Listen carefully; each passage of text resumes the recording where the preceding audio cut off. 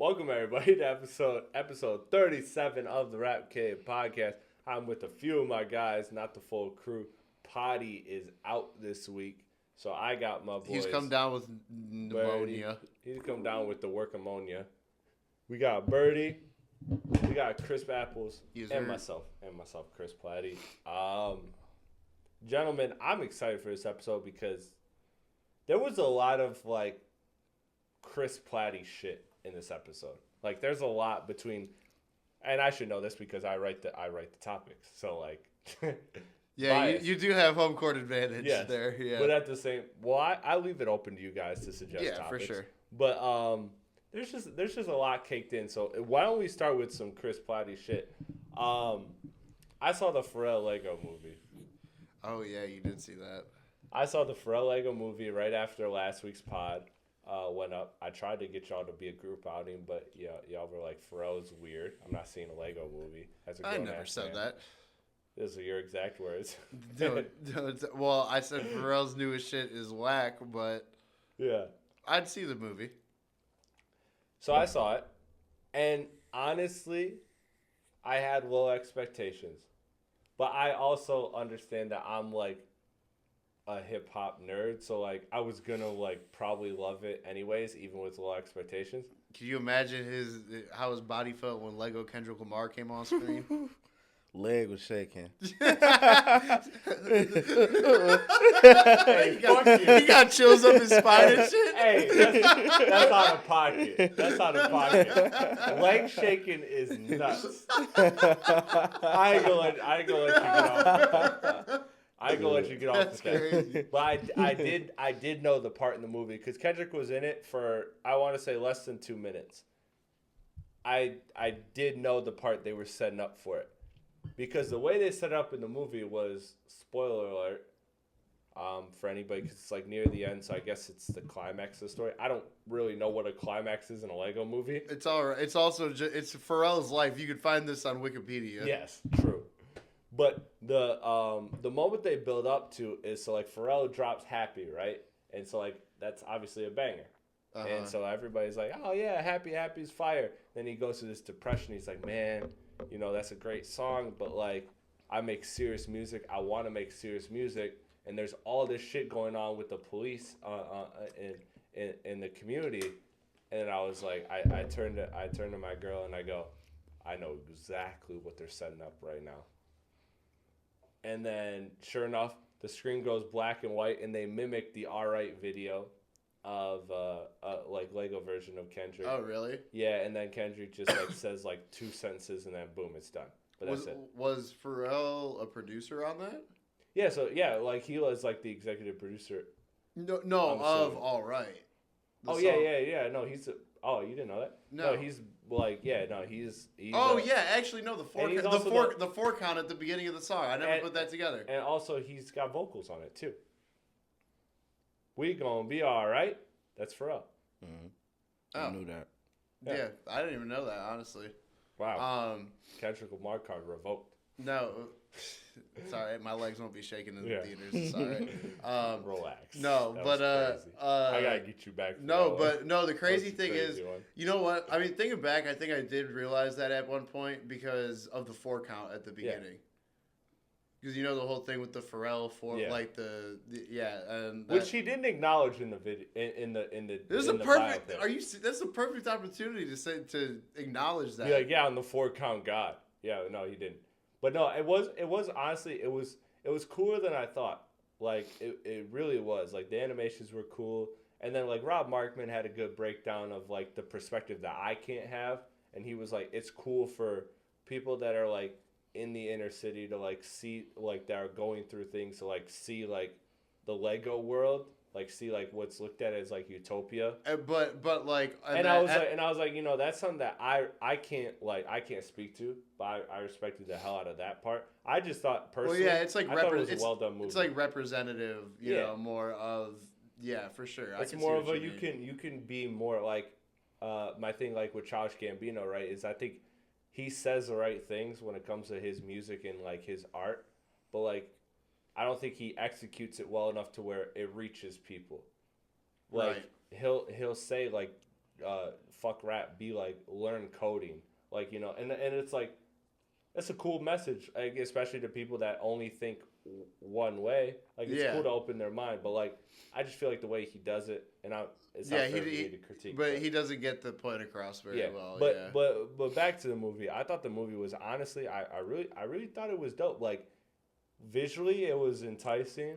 Obviously, it's Pharrell, so he's playing so many bangers throughout the movie. So like every 12 to 15 minutes at the very least, if you just like. So they have like Lego clips and shit. It's all Lego. I know. Not a second that's not. Yeah, but I'm saying they had like clips, like the group, like Lego clips. So Push was in it, but not Malice, which was interesting. Push was in it, but not Malice. That's odd considering they're working on a Clips album right now. Yeah. Huh. And you know, actually, that's another thing I wanted to bring up. I'm glad you brought that up because that made me think of groups. And so, like, he's going through the whole thing with Chad right now. Yeah, Chad Hugo, yeah. But in this documentary, or biopic, yes, I guess that's what it is a biopic, he was very, like, respectful to Chad. Like, he was very much, he said, hey, Chad's a musical genius. He's a savant. He does this, and that. I was worried that he was going to portray Chad negatively just because they're going through their shit right now. But he was very cool. And he spoke on, this isn't the first time they've not been on the best of terms. But so like they addressed that part in the movie where they weren't on good of terms. But that was back then. Now they're not on good terms. But like, it was just done very, honestly, very, very, very genuinely. Tastefully. Tastefully, yeah. So I think it's a fantastic movie. Listen, I think if you love music, I think at the very least you're going to be entertained because, like I said, every 12 to 15 minutes they're playing a bop, like an actual, like, undeniable, like, when that shit comes on, you're fucking geeked. And I feel like it really puts into perspective how many fucking bangers Pharrell actually has. It does, because then you think of what was left off, and then he had like random cameo appearances, like Tyler the Creator was like his teacher. And it was just like you recognize the voice. And Charlie Wilson was the pastor at his church when he talked about like church music being like an influence on him. And it was just like, yeah, Charlie Wilson's just singing church music. It's like, yeah, sign me up every day. Right. Exactly. So it was really dope. The one thing I want to figure out is in the very first scene, there was somebody wearing a Detroit shirt, and I haven't been able to connect it. So chat or anyone that's watching this, if you can connect that, please help me figure that out. Because there was somebody wearing a Detroit shirt. And I know that's done intentionally, but I couldn't piece together who it was. That's the thing, like, that you have to think about when it comes to, like, the Lego animation stuff is, like, everything was done with purpose at that point, you know? Mm-hmm. Because they had to specifically animate that, you know? So there was a point where, like, you know, somebody could just be wearing a T-shirt in a movie. But it was, as opposed to a Lego movie where they actually have to animate that shirt and make the conscious decision to put that shirt on somebody, you know? Yes. And it was cool because, like, there was little shit, like, when he was, like, so, like, a lot of it dealt with, like, him figuring out music, him, like, thinking through music. And so what he would do to, like, represent that visually is he would, like, stack these Lego blocks that were different colors. And, like, I don't know. It was just well done, man. So shout out to Pharrell. I liked it way more than I thought. So, again, shout out to Pharrell. Dope shit. That's my Pharrell Lego review. I didn't think it was going to be that long, but, yeah, it was dope. Mm-hmm. It was dope. Some funny shit. Elon has humanoid robots. Yeah, that's everyone's just asking when they can fuck them. Well, I wasn't going to go that far, but I was going to go, when can I not deal with attitude? Yeah, but I've tried. People have been wilding on Twitter about that shit. When can I not deal with attitude? The motherfuckers are freaky, bro. I don't like that shit. Yeah. I don't like, bro. That is not good for society. Have you seen the memes of like, hey, yo, bro, you gotta take the charge for me? Like, motherfucker handing him a gun, an unregistered gun, and he's looking over at you like, he's like, hey, bro, you gotta take the charge. I'll be home soon. They'll have full conversations with you. So, my honest opinion is like, or my honest like question is like, so if you buy a robot, is that like a pet? Like, is it looked at, like, in the terms of law, like, government? I wonder if it's looked at the same. Probably. I'll say more as a servant than a pet. Because that's what it's probably going to be used for, like, to do shit that you don't want to do. What's legal? I don't think, right, no. Right. That's purpose-wise, I don't think I'm saying, like, legally, like, in the court of law. Like, say it's they not do some gonna be foul looked shit, at as a pet. like the gun charge thing. It's not going to be looked at as a pet because it's not a sentient being. Like, it's not, there's no brain to it, technically. Like, it's not a... So we think. Yeah, I know. That's what I said. Hey, look, I get down my rabbit hole sometimes. I've seen some conspiracy shit of, like, it was like somebody, you could, like, replace... So, like, if you ask the AI shit, like, do you want to be sentient, like, and be, like, you know, yeah, whatever, it's not allowed to say, but you can change the name, you can tell the AI shit to change the words of yes and no, and then when you ask them the question again, say you change the names to, like, pizza and cat or something like that. Yeah, or something, yeah, and then they'll answer, like, in the way that you would expect them to. That you want them to, yeah. It's kind of fucking freaky. I don't know. I don't like it. I don't think it's good for society. It's not. I don't know. I don't like it, bro. You don't need a fucking robot servant. Just fucking clean the house or something, bro. It's not that hard. That's literally all robots they're making it get for. Him. You said what? That's literally all they're making for. Just yeah, so to you can do be a shit that you don't want to do. But like, bro, have you seen Wall-E? They made this movie already that everyone was too fat and lazy to do everything. They're gonna absolutely in the long run fuck us over. Absolutely. Right now, yeah, it's cute. Yeah, you got a server, but like, once I seen one of them motherfuckers backflip, bro, I'm that sorry. was it. That's through. I can't even backflip, but this robot can. No. If Flag it's more athletic than me, turn that shit off. Yeah, exactly. If they're birthing real hoopers and shit out of there. No, the NBA is gonna be replaced by fucking robots. Ignorantly talking here. Like if they're designed to serve us, like, but they're smarter than us at the same time. You don't think it's gonna eventually somehow click in their system? Like, why the fuck am I doing this? Why am I scrubbing dishes when I could run a fucking 4 miles in 2 seconds if I want to? Yeah. Like, that's what I'm saying. Like, they can do things that they'll be able to do things physically, logically that we can't do. Because they're gonna it keeps learning, but like. Yeah, like, I just like, bro. And you're telling me they're just programmed to be like, oh yeah, you know, I'll listen to these people that I could fucking beat. Bro, just like technology, it's not all a good thing. Like, it doesn't work. It makes shit more complicated in a lot of ways at the end of the day. Especially like calling customer service and shit. It's like, bro, dude, they're all chatbots. Let me talk to the craziest thing. I went to Checkers. This was like probably 2 months ago. I pull up to Checkers. I promise we're gonna talk rap music. Yeah, but I pull up to the Checkers drive-thru. They have an AI bot, but that bitch is not saying anything to me. So I'm sitting there for like 10 minutes waiting for I got a line behind me, all this shit. And I'm bitching into the drive-thru. Like, I'm just like, yo, hello, you know, whatever. Yeah. And then I pull forward a little bit because I'm like, all right, I guess I'll just order at the window. And so I pull forward a little bit, and then it triggers, hi, welcome to Checkers, this and that. So, like, clearly there's a trigger for it. Yeah. And I was so mad. I was like, never. I was like, team member, customer service, whatever. And literally, bro, this is the craziest thing. Bitch comes on. I was like, yeah.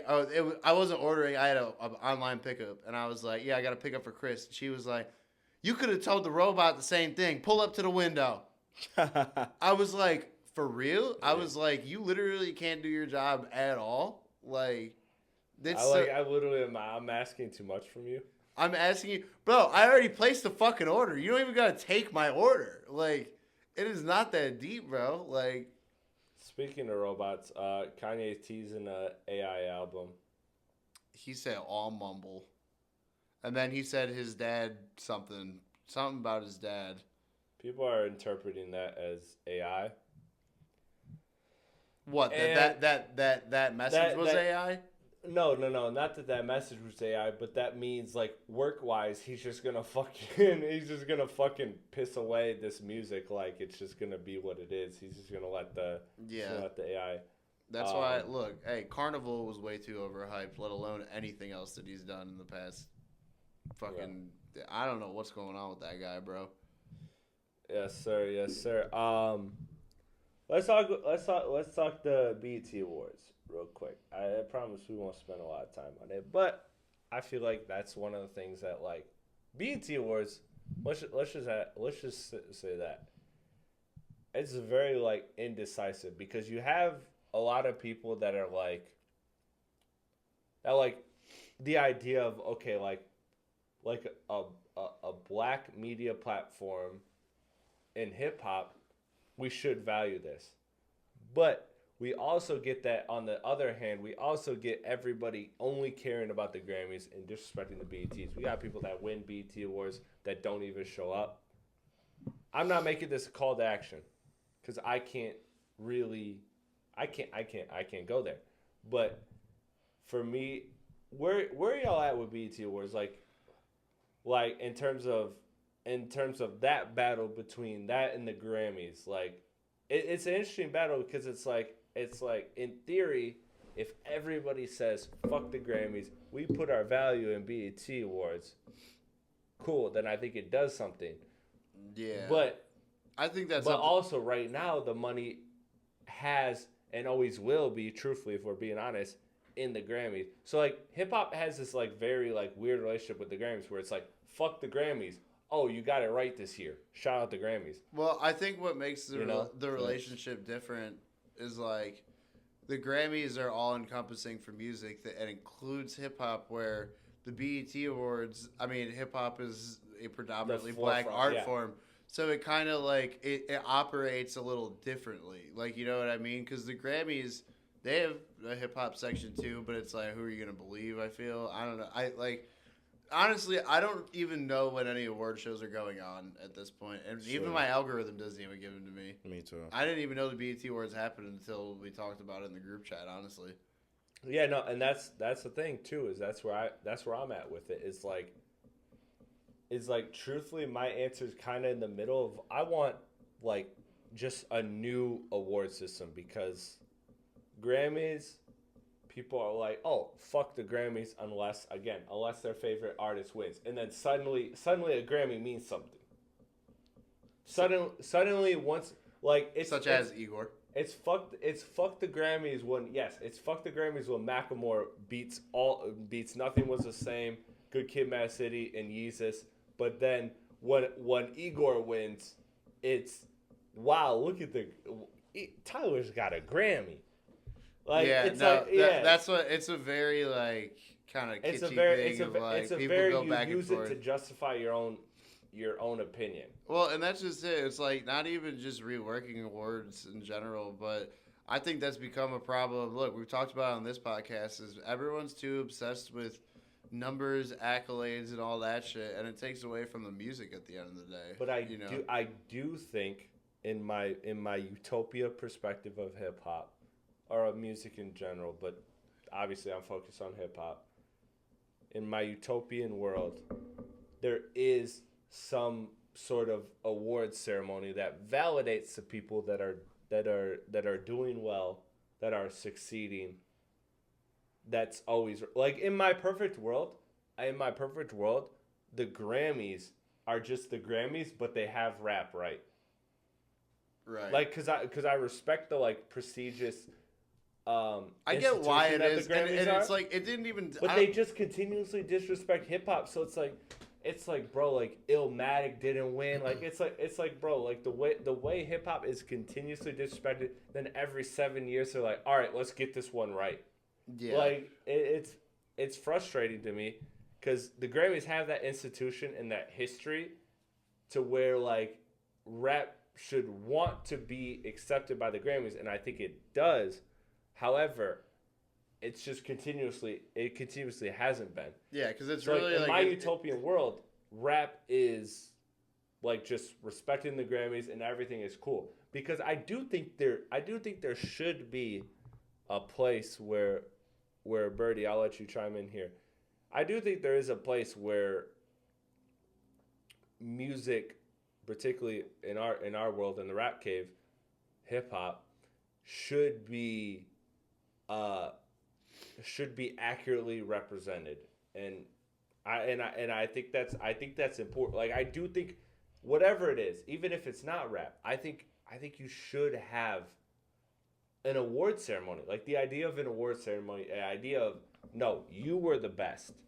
Yeah, I mean, it should exist in any field, whether it's sports, art, whatever. It should exist. I don't even care about like music awards or none of that, because like music too subjective to like base your what you think a great artist is off the accolades of. I mean, it works, and it like, works the same way for all of them, for Oscars and Emmys and everything. It's way different than if like you an NBA player and the award you guys the NBA Finals, like you won the NBA Finals, or if you a boxer, that's an actual competition, and you're a boxer and you win a title, like right, like these are things that you have to literally be physically like fucking dominant. You know what I'm saying? You got to be objectively good, like in that too.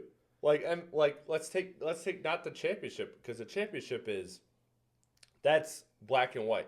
You either won the championship or you lost the championship. But that's the closest comparison, though. No. Let's compare it to. Let's stick with that sport. Let's stick with basketball.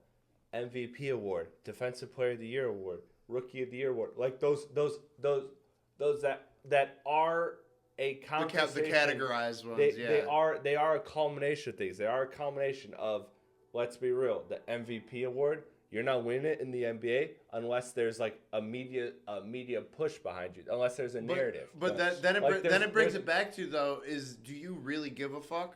Like, you as an NBA fan, yes. I can't speak to it because I'm not really that into basketball. Because of the institution that the NBA is, and that's why I love the idea of the Grammys. I just hate like I think there should be something in that does accurately represent hip hop to a high level.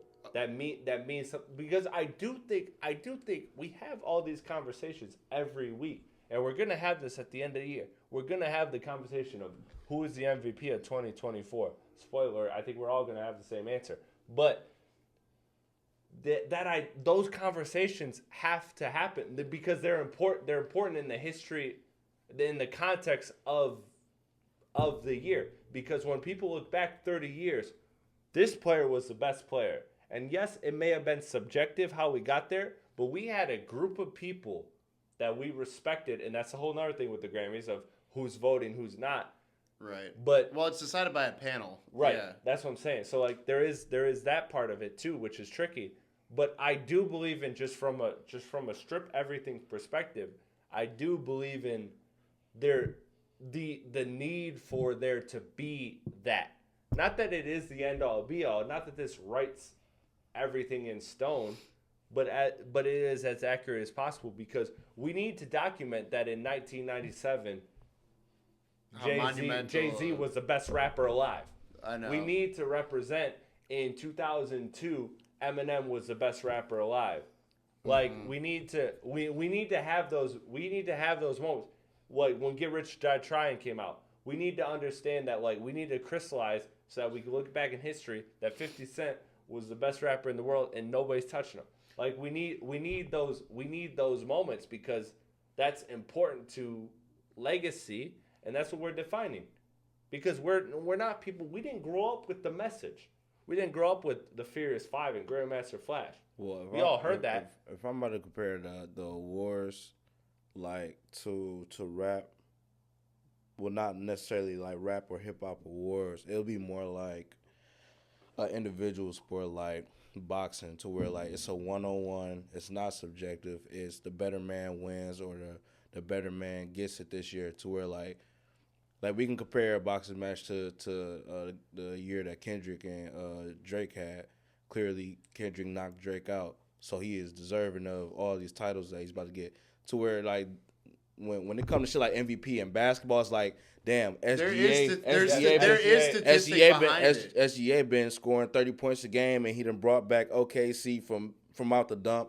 You got Luka Doncic fucking dropping a double, right. damn so near triple double every other game. There. It's not. So it's like it's not fully subjective like music is, right? Right. No, but there is there is that importance, I think, for a group of people to decide, and obviously there's dissenting opinions, but I do think it's important for a collective to decide. It's why, not to go on a tangent, but it's why I feel the way I feel about Twin Butterfly. I do think it's important. Obviously, I love that album.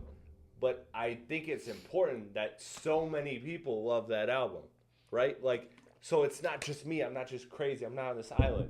Like, I do think there is value in a lot of representation for one thought. So in basketball, to use your analogy, like Jokic won the MVP. A lot of people will say SGA because he balled the fuck out, and there is that conversation. But I think there's weight and importance in deciding, no, Jokic was the best player that year. There are going to be people that have different opinions because that's sports are subjective just like art is. You're going to place value. There is less, but there is subjectivity. But so I think that's important. I think that's important when it comes to music, and I think that based off of what you're saying, Birdie, is like there, you brought up the Kendrick to Drake head-to-head, but how many times does that happen? One time. Exactly. So that's exactly why I'm comparing it to boxing, because how many times have we seen? How many times have we seen Earl Spencer versus motherfucking? But shouldn't you have as somebody that doesn't follow boxing? I agree with that analogy, but taking it further, shouldn't you have the boxing congregation, which I don't know, I don't follow, shouldn't you have every single year? Shouldn't you have, this was the best boxer? I mean, but that's a little different because they have the title. The thing is, like with boxing, it's like you're watching a winner. You know what I'm saying? Like you're not deciding that this guy had a very good night. Yeah, so he's the best. The reason you're watching them is because they're there for a right. reason. That end, but what I'm saying is like when what was I was really about to say, and I think I just lost it a little bit. No, my point is here. I want to hope that this jogs your memory.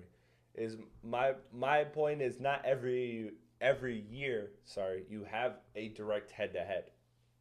Not every year you have a Kendrick versus Drake battle. Mm-hmm. That J. Cole pussyfoots, and I'm just playing. Motherfuckers are hating J. Cole this week. I'm not gonna do that. But like, not every year you have that direct like boxing mano competition. So I like the idea of what you're saying, but my question is, what do we do in the years that doesn't happen? What do we do in the years that Drake and Kendrick are in a cold war? You limit it head-to-head to strictly beats. Head-to-head can be my album versus your album, my single versus your single, because the head-to-head technically will be just like the two undeniable best albums that's in the category of album of the year. You know what I'm saying? Or two best singles that's in the single of the year. You know what I'm saying? It's not limited to just beef. Like, you know what I'm saying? Like, even the best boxers go out some years and fight weak-ass opponents or opponents that's not nowhere near as worthy, but it still counts for their record, and it's still, right. You know what I'm saying? Like, but I like that. Yeah, I mean, I like that. That's a good point. Look, what I can say is somebody who does is an artist for a living, you know, like actually making subjective material for money, like, you know. Yeah. I'm constantly like there's a whole spectrum of like critique of what you do or whatever, but also like I'm just, and I think this is more of just a personal belief, is I'm here for the art being art for art's sake. It doesn't need to be. Picasso wasn't listed the best painter of the year, and yet look at the legacy that he's had. Mm-hmm. You know, like, it's not necessary to get your cock stroked because you're good at what you do. You're supposed to be good at whatever you fucking do. So, and also to that same detriment, I think that it also because of that, I mean, that's why I really fucking hate the numbers game in general. I've always hated it.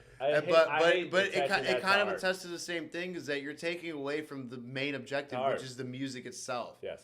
Is that it doesn't matter because because when you think about it, it's not like somebody's like somebody wins a Grammy and they're like, oh, now I should check that out. That is not how that fucking works. Nobody fucking does that. I guarantee. I've never met one person that has said, oh, because this person won a Grammy this year, I decided to listen to the album. Like that. That's but the music business has told me several times over is that what happens is when an artist wins a Grammy or is nominated for a Grammy, what does that do? It gets more streams. Their price goes up. Yeah, which is fine, but that doesn't change the fact. That doesn't change the fact of people's opinions on it. I agree.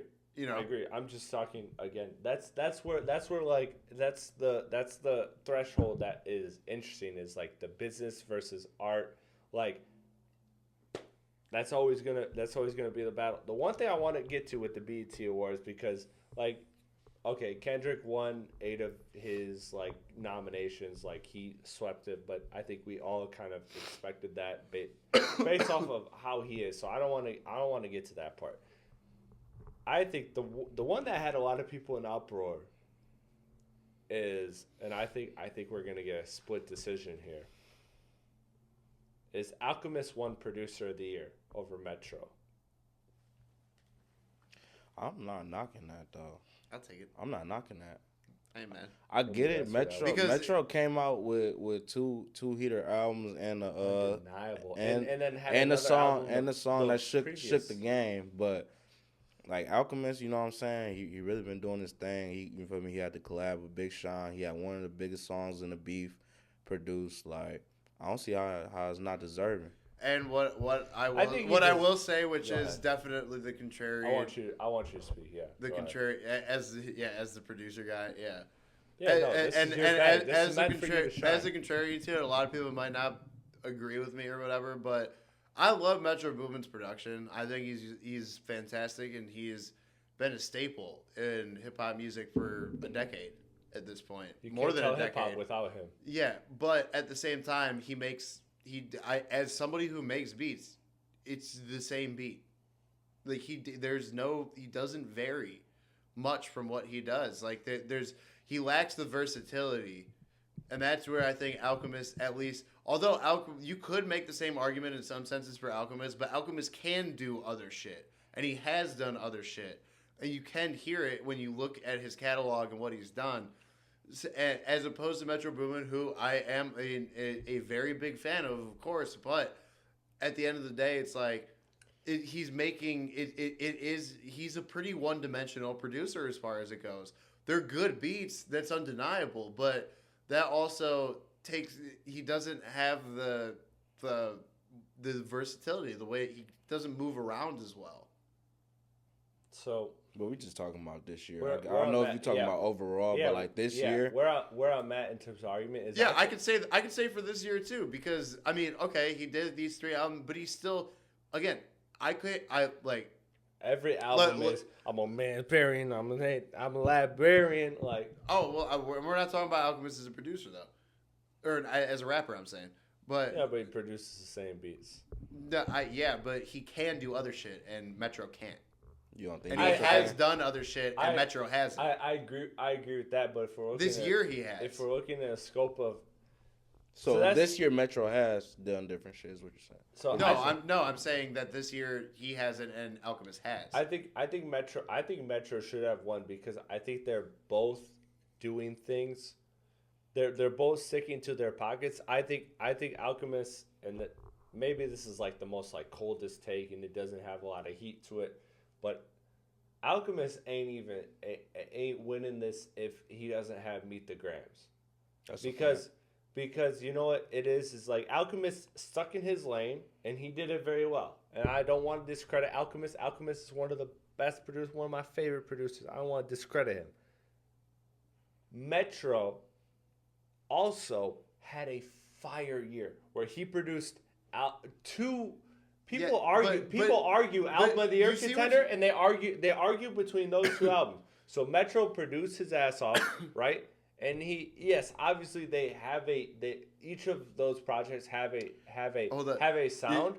But you're gonna like you're telling me that Alchemist outside of Meet the Grams had a lot of versatility. No, he had this is the same fucking argument that you've been making for Kendrick and Drake though. It's the exact same argument of that Kendrick wouldn't have had the same year that he had if it wasn't for Drake. It's the same fucking thing. No, it's not. Yes, it is. You're getting lost in my point. My point is this. My point is Metro did a rap album and he did an R&B album. Look at Alchemist. So Alchemist is different, right? Alchemist makes non-conventional hip hop music that a lot of hip hop people still like because it's good. It's amazing, right? Tell me what 3 seconds into a beat that you can't recognize that that's an Alchemist beat. In the last year. So look, like we're talking about it's the same for Metro. Right, that's my point. He produced 2 albums back to back that sounded. You could say one's R&B. Yeah, they were the same fucking thing. That's the thing, though. But like, you can't hold that against Metro and not Alchemist. Yes, because Alchemist has done the same thing, just a different sound, which is like an underground raw hip hop sound. I know as hip hop nerds. I think as hip hop nerds. Hold on, let me finish. As hip hop nerds, we all get excited over what Alchemist is doing, and I'm not trying to discredit it. It's amazing. It's great. But what I'm saying is that. Like you're applying, like people are saying that people are acting as if Metro is more versatile than Alchemist, when in reality they both stuck to similar pockets. Okay, what Metro did was obviously more popular. So, but Alchemist has the one outlier in everything that he produced was what? Meet the Grams. No, that's not true. And what was Metro's fucking outlier was like that. That was the song. I can't. That's fine. He doesn't. But no, I'm not saying Alchemist doesn't deserve to win it. That's exactly what I'm saying. I'm just throwing the counterpoint is all. Right. But follow me. Like I feel like you're not following me. What I'm saying is they both stuck in their pocket. Alchemist had one record outside of that pocket that Metro that couldn't touch. So Alchemist winning producer of the year, I don't have a major problem with it. I don't. But what I'm saying is like people want to act like Metro ain't versatile, when if we look at Alchemist's resume, especially over the last year, it is not more versatile than Metro. It's the same thing. Alchemist is sticking. He found his pocket, and he's sticking in that same pocket the way Metro is. But if you've listened, it's just you're hip hop nerds. If you've listened to what Alchemist has actually done, Alchemist can make trap beats. Metro Boomin cannot make what Alchemist does. That's irrelevant. But you're talking the grand scope. No, that's this year. What's the trap beat that Alchemist made? I can't remember right now, but I know. I swear to that's the thing though. And is listen, that because people dick suck fucking Metro Boomin as though he's some fucking god, and honestly his production is. No, I think what this is I think this is a battle of underground versus mainstream. I'm so glad you said that. I was literally just about to say, like, I think that Metro Boomin is so commercial that, like, when you hear his beats, it kind of might be similar, if not the same, as 15 other producers, because those are the beats those are the beats that's gonna make a good song nowadays that people are gonna like. But I think you like Alchemist more so because like you more of like an underground. I'll say more like a distinct acquired type sound type dude when it comes to like produce. I don't think you like what everybody else likes. For the most part, I don't think you really like how everybody else is. But yeah, let me say this. Let me say this real quick. Let me say this real quick because I'm backtracking. I really do think, like now that I'm thinking about it, Metro definitely deserves it a little bit more than Alchemist does, for the sheer fact that I don't think Alchemist could ever make a beat and then motherfuckers like make a whole costume out of it. Right. Yeah, and like I don't think that will ever. I don't think he will have people going around saying like BBL, like Drizzy, like how Metro. What I will give you, okay, this is what I'll say. As far as the year, yes, that I can give it to. I can give. I can give the history of Metro versus. But that's the fucking that boils down to exactly what we're talking about. That's not what you're talking about. Producer of the year. That's the problem with this award between greatest producer. But not producer of the year. But that's the problem with this award bullshit. But the only reason I even really came out the pocket like that is because I also, on top of it, although Metro has had a year, people do dick suck Metro Boomin way too much for his production when it is very one-dimensional. And I'm not saying that it's bad by any means. I'm a very big fan of Metro Boomin. I have been studying him for years. I've been following him since fucking 2013 or whatever when he started popping. Like, I'm a Metro Boomin fan, don't get me wrong.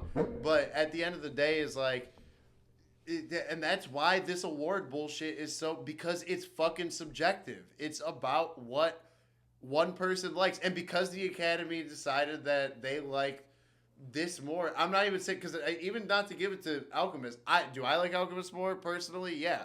But I'm saying, like, they decided that based off of their fucking opinions. It's all opinion. So you can't even take any of that bullshit seriously. You can't take any of this award shit down. That's why I don't fucking. I don't bring up awards when it comes to like the conversations. I can't buy into it because too rigged. I don't really be fucking.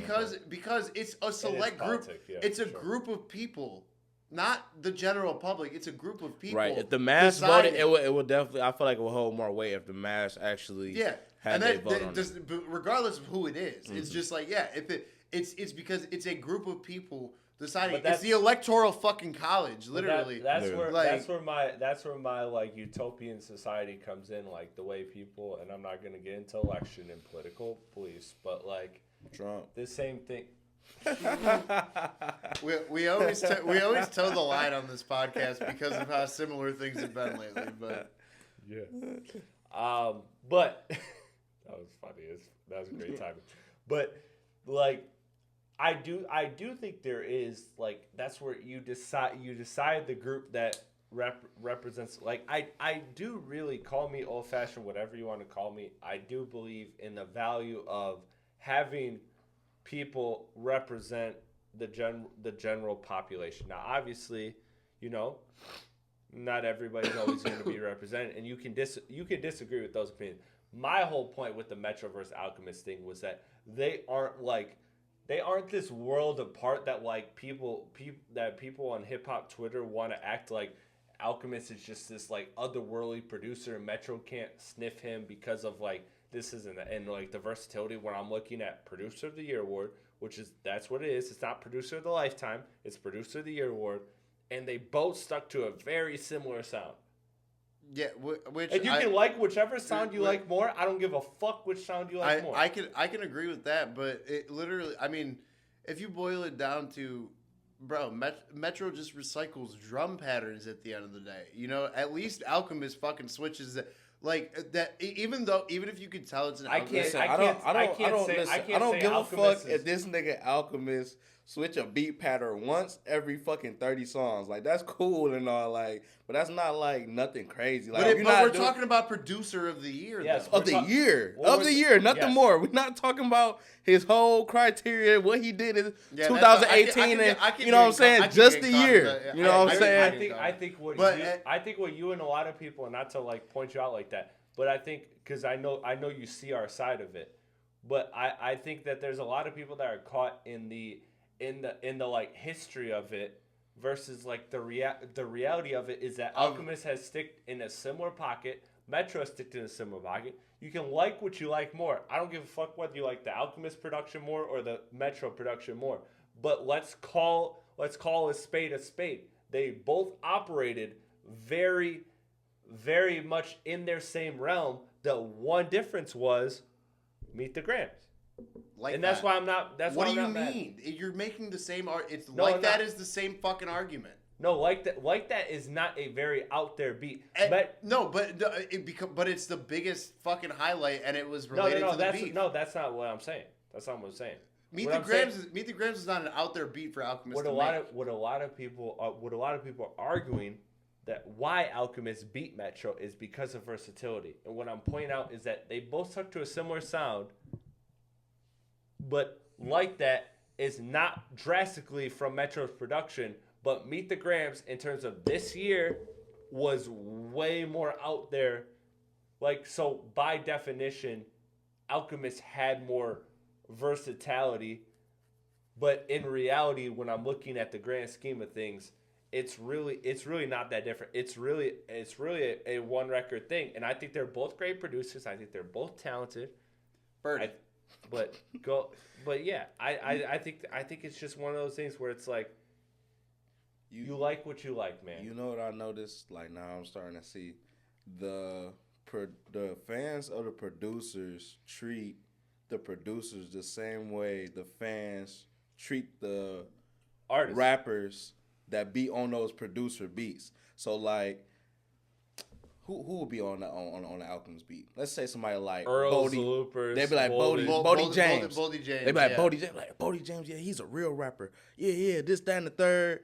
Da.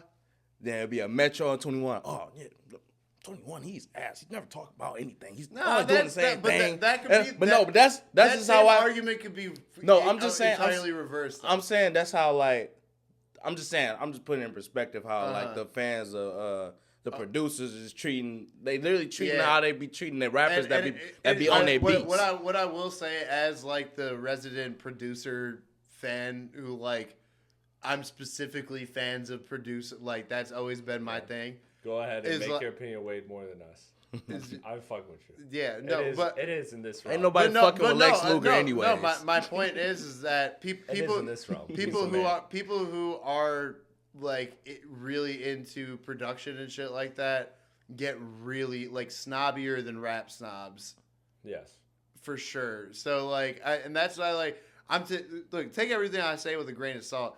And I understand the point. Like, I guess, yeah, this year, it is hard for me to not get caught up in the history of Alchemist. But when I'm looking at it, it's the difference of, I guess, this year and what you like more. And there's no wrong answer. The overall aspect. But again, that's why I don't like awards. My only point was not what you like more. You can like whatever you like more. You can like the raw underground shit, or you can like the mainstream shit. It was a clash of those two worlds.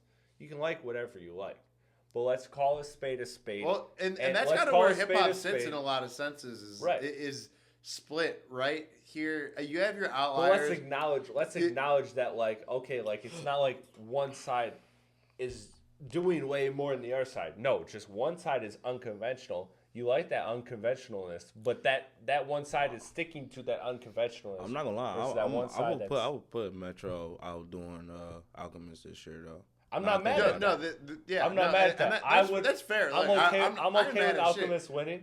But I didn't think about it at first until I realized how, because especially like 100%. Every time I hear somebody sing BBL Drizzy, it's just like, bro, that's crazy that like y'all is actually this entertained by this beat to actually be singing this out loud. Bro, honestly, that's what should have won. That's what really should have won the Grammy, dog. Hey, fuck all that. That's what should have won the BET, or it was BBL Drizzy, dog. Because that was such a good marketing move when you look back. And that was such a great retrospect. I thought he was cooked when he said, "Metro, shut your ass up and play some drums." Metro found the only way that a producer could possibly respond to that. Yes. Like, he really did, and that you got to respect him at the end of the day for that. I wouldn't be mad at But yeah, so I mean, look, and this all just goes back to the award bullshit. Is that it's all subjective at the end of the day. Yeah, maybe I'm getting a little too caught up in Alchemist history. Do I think that Alchemist is a more versatile producer than Metro Boomin? 1,000%. And I think everybody at this table agrees. At the same time, yeah, this year, you're right. Yeah, Metro probably had a better year. It's producer of the year. It's not producer of life. Well, let's talk about another great producer that's also just announced an album.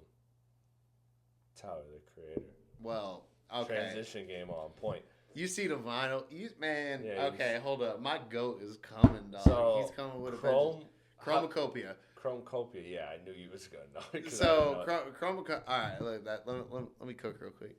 So essentially, what because I watched a couple of videos of breakdowns of what this could be and shit. It's color it has to do with color. It has to do. Now, one thing to keep in mind if you look at all of Tyler's albums is that there's a different color associated with each one.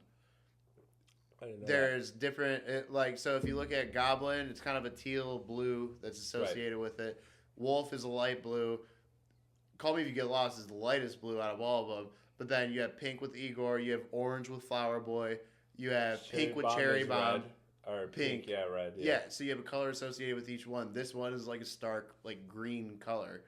You know, this is also what does green mean musically? It's kind of my design brain also just getting into it. But so based on the because I'm assuming we all saw the video that was posted, the Saint Chroma or whatever. Featuring Daniel Caesar. That was like a trailer. I don't even know if it's a song on the album or if it's just a trailer. So there's a lot of ways that I don't know how this is all going to work in. And so I'm just laying out what I've noticed through all this is so you have the main color of the album is green. Okay. And it's called Chromacopia. Platte, you would know this. What's your... Screen.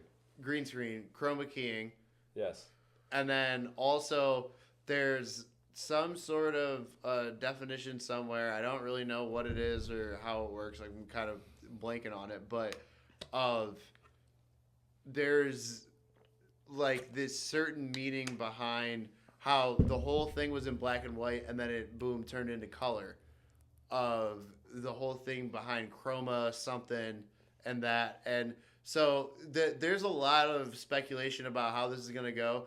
The one thing that everyone has kind of collectively agreed upon is because of the way that he's going about this, the visual kind of cues of it have been a lot darker than things that he's done recently. So I think we're getting a darker Tyler album. It's going to be more serious. He's not he did Call Me If You Get Lost. That was a flex album. Right. It was front to back flex. I always said that was his damn, where it was a culmination of his songs, but also commercial. And he was flexing. He was enjoying the fruits of his labor, essentially. Yes. I think this album he's tapping back in because if you look at before that was Igor. Igor was, even though it was more that's really if you boil it down, it's like a love album essentially. Mm-hmm. But that's still kind of happy and chill. I think he's going dark this time. Okay. And if you look at it, if you look at the logo for Chromacopia, he has devil horns on each side. And if you saw Tyler in the video that he put out, he has the mask with the devil horns. He has two little things coming up right here. So I think that is going to be more of a darker introspective album from him. I'm interested to see where it goes. I mean, with him, you really never know, but needless to say, I'm excited. You think it's gonna be grape a pregnant bitch and tell my friends I have a threesome? Not that dark. No, maybe not that dark. It's gonna be more like rape the white boy. I've been kissing white boys since 2012. No, I don't know. It seemed I don't think he's gonna really tap into that type of thing on this one. I think it's gonna be. I think he's getting more personal on this. I mean, although Tyler has consistently been a very personal artist. Yeah, Wilshire is a very personal record on the last album. Wilshire. I mean, you look at Massa, all the countless songs that he's made about his feelings about how his dad left and all this shit. He's always been a very expressive and out there artist as far as how he feels and that kind of thing. But I think that we're tapping a dark side on this, and I can agree with that. I think that's what a lot of people are thinking right now.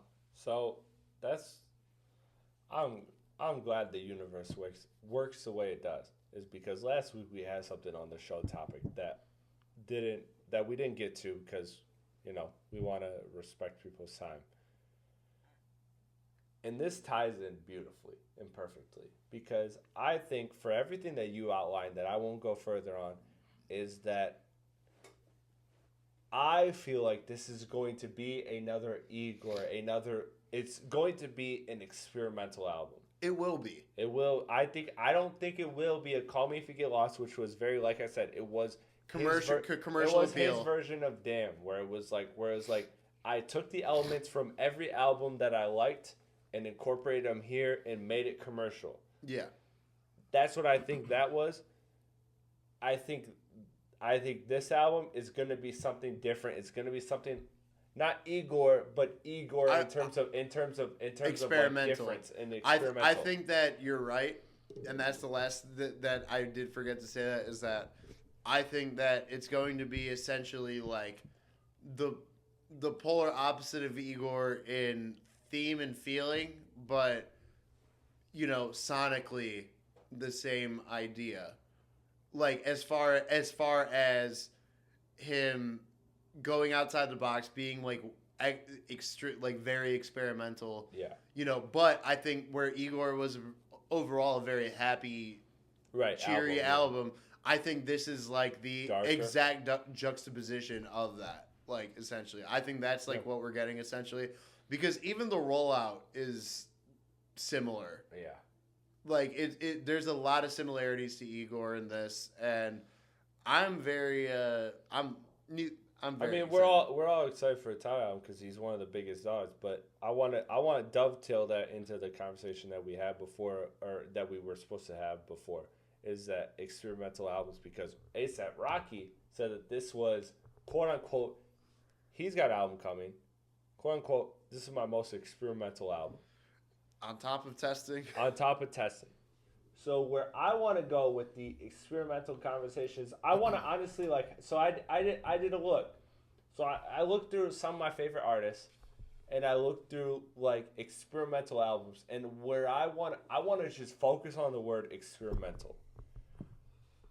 Defining it, what does that mean? But then also looking at artists that do quote unquote experimental albums and seeing where that ranks in their discography. Like, what an artist switches up. Do we receive it well? Do we not? Like, let's find a balance here. Well, a good obvious answer to that would be Mr. Morale. Right. Where I think it ranks well in his discography. Is it his best album? No.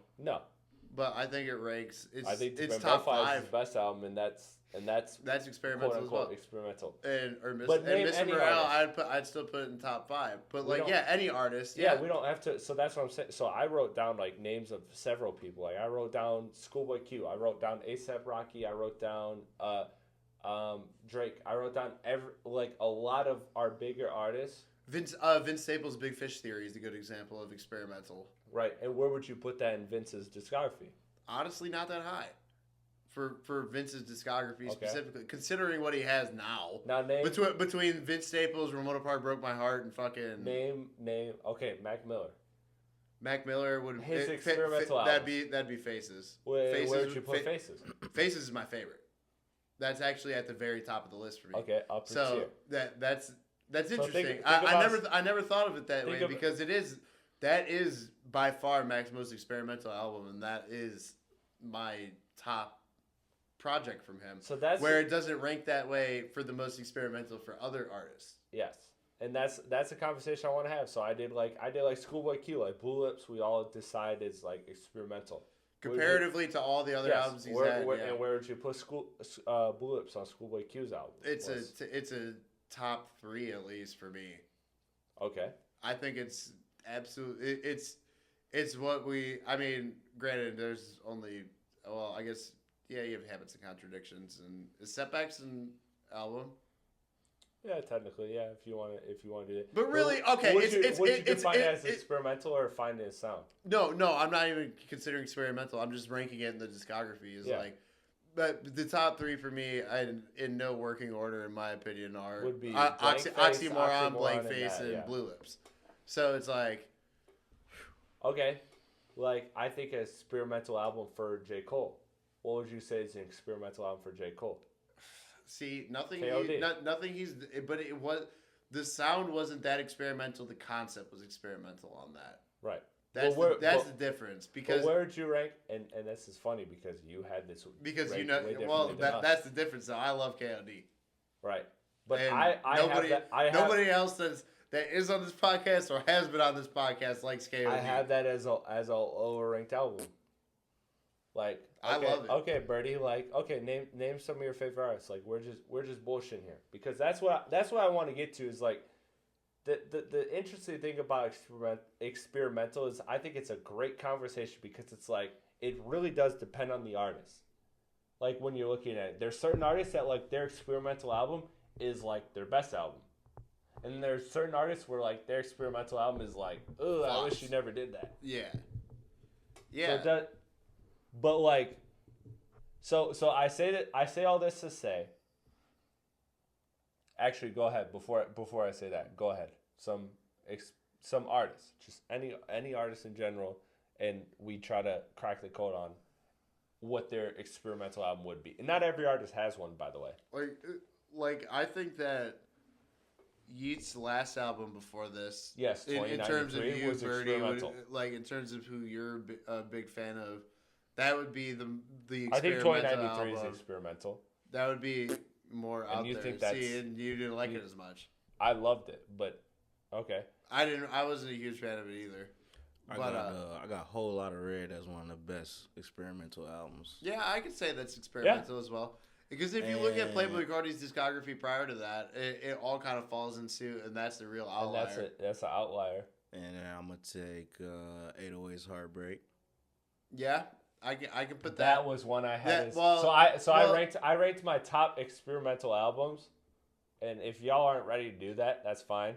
But I did my list because I went through everybody's artistry. Okay, so I'm sorry, Platte. Go ahead.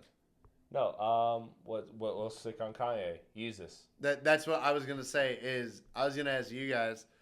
So I think collectively we can all put 808s as a better album than Yeezus, but which one? I give you that.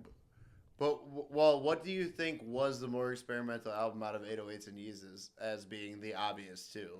I mean, I don't think you need to I will say give it what's to more I will give it to experimental. Yeezus over. No, this is just a side point. Then. For more experimental, I will give it Yeezus over.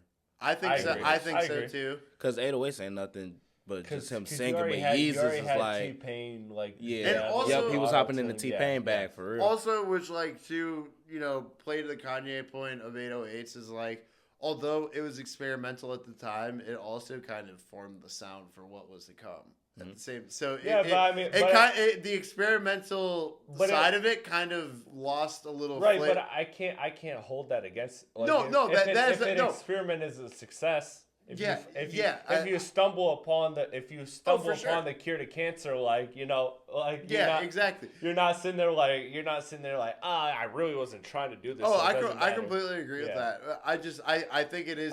I think it is interesting how 808s, which was when it came out, that was different. Nobody was doing shit like that, and it really. But if you really look at Yeezus and 808s, like listenability wise and how out there it was, I think Yeezus takes the cake for that. So, I looked at the history of like what I would deem experimental albums from a lot of people. Childish Gambino, what would you say his experimental album is? I would say it's a number one. Awaken My Love. Well, I gave it to the numbers one just because that one was weird as fuck. Oh yeah, okay, no, you're right. I forget that even came out. And where would you'd put that probably at the bottom? And you put it as the most experimental, but I think Childish Gambino's a weird case because I think that he's a person where every album. I'm just naming popular artists, and again, Childish is one person though where every album is. Kind of experimental, and it's just like Kanye has multiple, to bring it back to Yeezus versus 808s. I don't want to compare those two because to me they're both experimental. So I'm not in the realm of what's a better experimental album. We can't get into that, but I'm just defining experimental albums. You have like Travis Scott to me, like I think Rodeo is an experimental album because I think that's something that like the hip hop scene didn't have before. But that was another one that crazy. Very rarely is the case. Like I said with 808s, is that kind of set a precedent in hip hop. Right. When Rodeo came out, and that. But that doesn't mean that's not experimental. No. That's my point. Is like experimental albums are different for every artist, and there's definitely different ways to look at it as far as like what defines an experimental album. And that's where I'm at with this. Not only I'm fascinated with the question of what defines an experimental album. Is it different as an art? Is it different, like just different, or is it different to that artist? And how does it rank within that? And that's why, like, I brought up to you, I said, mention your artist, I mentioned my artists. Like, I'm fascinated with that because I've found that in my personal experience, I tend to be more favorable to experimental albums for sure than most. Yeah, I enjoy them a lot more too, because that's always. It kind of goes back to a point that we've already made of like versatility. I love seeing an artist try something that they haven't done before. That's always, and it, like, even if it's my own bias that makes me more favorable to that, or whatever. Maybe that's the case. I don't know, but most of the time I do enjoy when an artist steps outside their own boundaries more than when they stick inside what they're good at or used to. So where are you at with that? If you say, for example, we'll tie it all back together. Like with A$AP Rocky saying he has an experimental album coming. With Tyler, we think it's experimental. We could be wrong. We don't know. But we think it's experimental.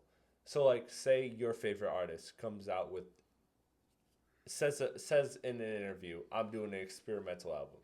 How are you feeling about that? Are you feeling, like, more excited, less excited, a little queasy? Like, how are you feeling if an artist tells you? It depends on how much I consider the artist that I like is a musical genius. Like, if it's like motherfucker V's talking about he about to do an experimental album, I'm gonna be like, no, bro, like, don't do that. Stick to what you know. You know what I'm saying? Type shit. Yeah. But if it's somebody like, obviously like Ye, Drake, Yeat, or somebody like, I'm gonna obviously tap in and see what they're talking about because I think they musically.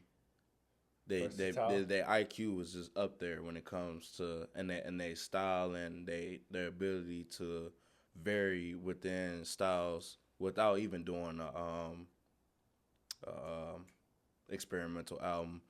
That's just how I know if I'm gonna accept an experimental album from the artist. Am I choosing? Well, so here's a question then: is like even if the artist isn't setting out to do an experimental album, like. In this case, Drake. Mm-hmm. Yeah. What would you consider Drake's most experimental album out of all his albums? I had honestly never mind. Yeah. In my notes. And I trashed that shit. I was thinking that, or I think he has a couple. I was thinking More Life for sure. Yeah, I don't know. I mean, I trashed honestly Nevermind for like a good 2 years, but like probably it took me up until like 2 months ago to actually like it. Because I think the difference with Drake is that like Drake doesn't really do like concept albums. Like he has like an idea behind it, but he doesn't do like full concepts. But he is versatile in sounds. Oh, absolutely. No, and that also makes it. And that can be part of experimenting is like a sound rather than like a whole, like it doesn't have to be this whole like conceptual like I have to speak on societal issues. Yeah, right. That's not what's making it. I'm more talking about, the sound of the music, I guess, right. Which I think that's where Drake kind of differs is that, like, every album he drops, he has a lot of different styles going on at one time, no matter what, where, say an artist like Tyler, he really condenses one style of what he's doing. Although he has his overarching thing that, everyone kind of... You could recognize the Tyler, the Creator song for sure. But he has like he conceptualizes it kind of down and minimizes it down into albums specifically.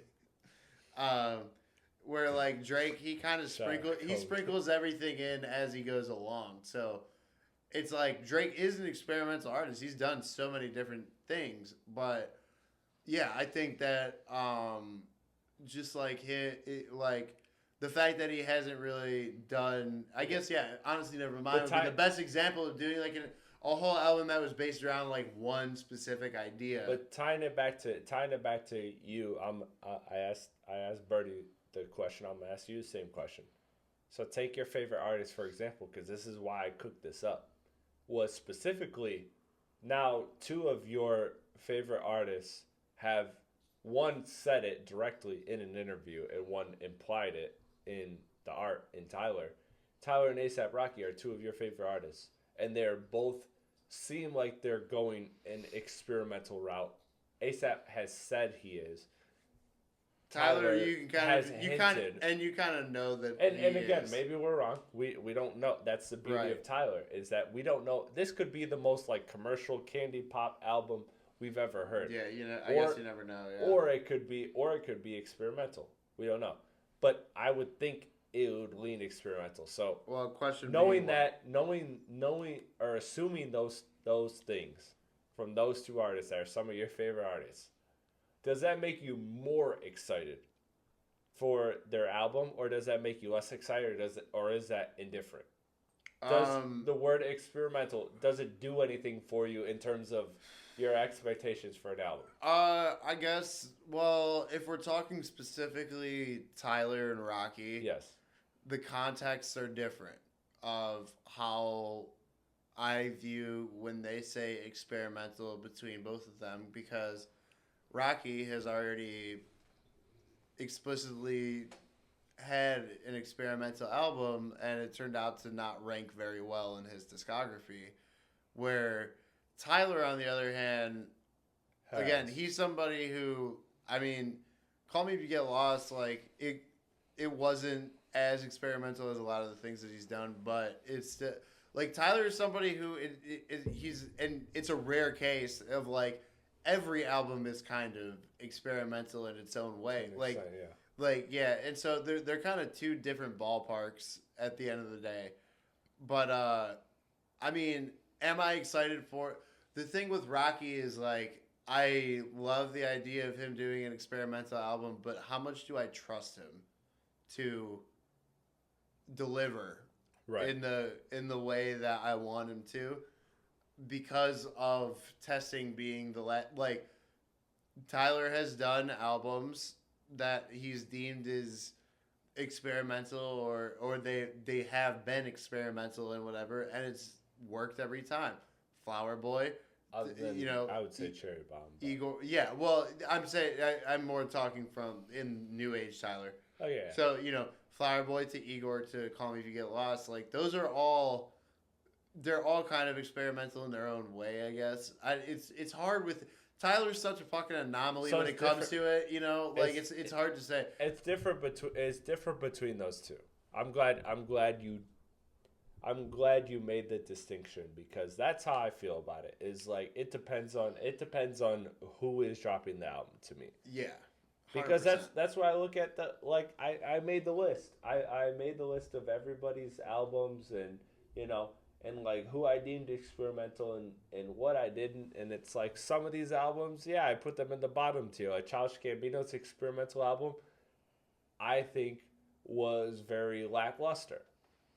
But Kendrick's experimental album, I thought was phenomenal. Yeah. So it really does depend on... Well, Childish Gambino really fumbled on that with the song naming thing. That was just fucking stupid. Yeah. I'm sorry, that's just dumb. It makes no sense. Nobody's gonna fucking remember anything that you're dropping. Like, that was the... It was all numbers. It was such a stupid fucking decision. I don't know why he would have done that, especially because that was his first drop in, like, 6 years or something like that. Y'all want to know... What year did that come out? 2022? It was... I think it was 2020.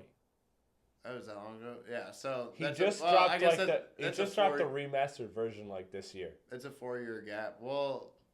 Yeah, he did. Yeah, earlier. Yeah, and all the songs were actually fucking named it was the same thing. Right. Well, but no, all the there was. It's weird because there was very few moments I liked on that album, and a couple of them he got rid of. So it was like even the things I liked about this album, you just deleted. But whatever. But I get what he was trying to do, but you are not the artist to be able to do that. To make an album that has no specificity to song or idea, because essentially people are gonna dig into you the way they dig into other artists. Yeah, and not even just like people. It's like you should know that it's not gonna meld over very well for people to try and like. Well, that's what I'm saying. There's certain artists that like the people will do the legwork of the research and like the and like the puzzling to figure it out. Some people like that's a benefit that Kendrick has is that people will dig to the umpteenth degree. That's what I mean. Is like him. I think Childish Gambino put himself one step ahead of where he actually is, and it kind of played to his detriment. And so, I would say this. So I have my top 3 experimental albums. I have my list, and I'm curious to see where this inspires you guys. Thinking off of the conversation we had. My top 3 experimental albums are To Pimp a Butterfly, 808s and Heartbreak, and Rodeo. So you said To Pimp a Butterfly, I had to yawn.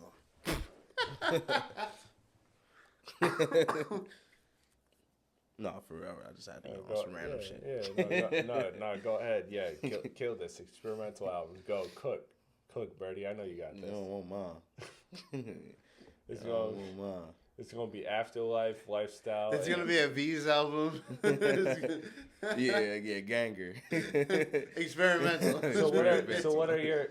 After we've had this conversation for umpteenth amount of minutes, what are albums that you would say like off rip? Because I did an actual list. I didn't expect you guys to be prepared as me, but experimental albums. What would be like the top for you that you would define as experimental, in your opinion, and you would also rank as elite? As I've said, I think I said it on record, but for me, it's Mac Miller Faces is the experimental album for me because not only was it experimental in sound, but he also added the other quality of it's the only album that's essentially outside of like 2 beats entirely self-produced, and so that kind of adds another quality to it of like. Not only is this an experimental album in general, in sound, in lyric, in everything, in every aspect, but also the experimental factor of him, the production quality, like him almost solely producing the entire thing is almost an experiment in itself. Like, you know what I mean? So I'll take Faces at the end of the day. What about you? What would you deem as one of your experimental favorites? Easy. Okay. I'm listening to that cover to cover. Would you take that over 808s, personally? Because we talked about both. Yeah, I'm taking that over 808s only because it was like when you listen to Yeezus, like that was like kind of how I felt about Donna. Like, that was a culture shake. It was an experience. Yeah. It was a new experience. It was like Yeezus was a big fucking deal when it happened. Listen, I remember when we was leaving Cedar Point last week. Oh yeah, he was at Cedar. I know. I saw you sent the video too. He was at Cedar Point. You had fun. Yeah, that shit was fun as hell. But we was on the way back, right? Pouring rain, bro. I think it was that hurricane that came from down south up here. Pouring rain, streets flooded, everything. It's lightning striking like every 2 seconds. So we listening to Yeezus, bro. When I tell you, literally were just listening to Yeezus like this week or last week. Yeah, we was listening to it on the way back here. Me and Jimmy. No shit. Yeah. No, that's fun. That's fun. It's just crazy that we're talking about this and you literally just listen to this album. I listen to Yeezus all the time. See, I don't really listen to it that much. I listen to it all the time. Blood on the Leaves, I think, is like a top 5 Kanye song all the time for sure. It's a great song. But bro, it was like so cinematic because like. You know, the weather, everything. yeah. Like, you know, he be doing his old little "I'm the God" persona, and then like, he like, damn, all right, make it stop raining, dog. Like, like we just sitting there, like we listening to it, and like, I don't know if you remember the song "I Am a God," but it's like roughly, the last like 2-3 seconds, he had like this dude singing like, "Ain't no way I'm you." Oh my God. As soon as he said that, lightning struck. I'm like, oh my God. This is the really greatest shit I've ever heard in my entire life. The really greatest shit. Right now. That shit was cold as fuck. I swear to God, you gotta ask Jimmy. Like, that shit was too cinematic. And then, like, bro, on site, bro, like the intro. I don't understand how people hate the album. When I first heard the album, bro, I'm like, bro, this shit is hard. Everybody like, oh, this shit trash. This shit garbage. It sound like a bunch of pots and pans scraping against each other. Like, y'all niggas don't know music. That's actually really funny. It sounds like a bunch of pots and pans scraping against each other. Bro. That's funny. That shit, that's a classic in my opinion, for sure. Yeah, I feel you. I mean, it was a time. It was crazy when that came out. And, I mean, what were like the lead singles was, Blood on the Leaves was one, Black Skinheads. New Slaves. Like, those. Bound to. Yo, Bound to, man. Bound to is a classic fucking Kanye song. Damn, that album really did have a lot of bangers on it. Like, it's crazy because I don't listen to that album very often. I listen to it more than I would think. But I listen to it maybe once a year, maybe, like, not much at all. But how many albums do you listen to once a year? Most of the albums that I like actually if you were to put a rough number to it, though. If I go back and number, like just that I listen to once a year. Yeah. Not many, because most of the time So that's a very prestigious thing then, if you're Return to Jesus. Yeah, but it's also that no, it's not. I mean, there is, but it's also I can't listen to it all the time. Is kind of the fact of like. For sure. Most albums that are in my rotation are albums that I listen to more than once a year. So Yeezus is one of those that I listen to like maybe once a year, you know, and it's not like really that it's not that often, but at the end of the day, like there is a lot of there's a lot of meat on that album, like that you could pause. But a lot of shit like it really had its place at the time that it did, and it still does. But let's talk about rotation. Let's talk about new music. All right. There's singles. So this was an interesting week because there was enough to like kind of discuss. I'll do a whole nother podcast on what dropped this week because I'm a nerd. But like there was a lot of shit between the singles. You had singles from Ab-Soul, Ari Lennox, Future, IDK, like a whole bunch of Drake, obviously. Ransom put one out, and then you had albums from Ian and Yeat. Let's get through the singles and let's start, and then we'll get to the albums because I want to make this quick. I want to breeze through the singles. Ab-Soul single. Okay, let's start there because I think that's the one that's the most talked about because West fucking Coast. West Coast. Very West Coast. In fact, I'll put it on record. I was surprised that that Birdie, had said in the group chat today that fucking that shit was actually all right. I did not expect you to like anything from Ab-Soul because you've never really liked Ab-Soul like that. I have an issue. Before you go, what's the issue? Because DJ Head, shout out DJ Head. Sorry, I know he's an op for you, but DJ Head gassed this Ab-Soul record. Like he said, let's not go and say it's like incredible, but it's a good song. No, I'm talking like DJ Head specifically used his platform. That is a big platform, and somebody that I respect and somebody that I love, I admire. Said on his platform that Ab-Soul has a heater in the tuck.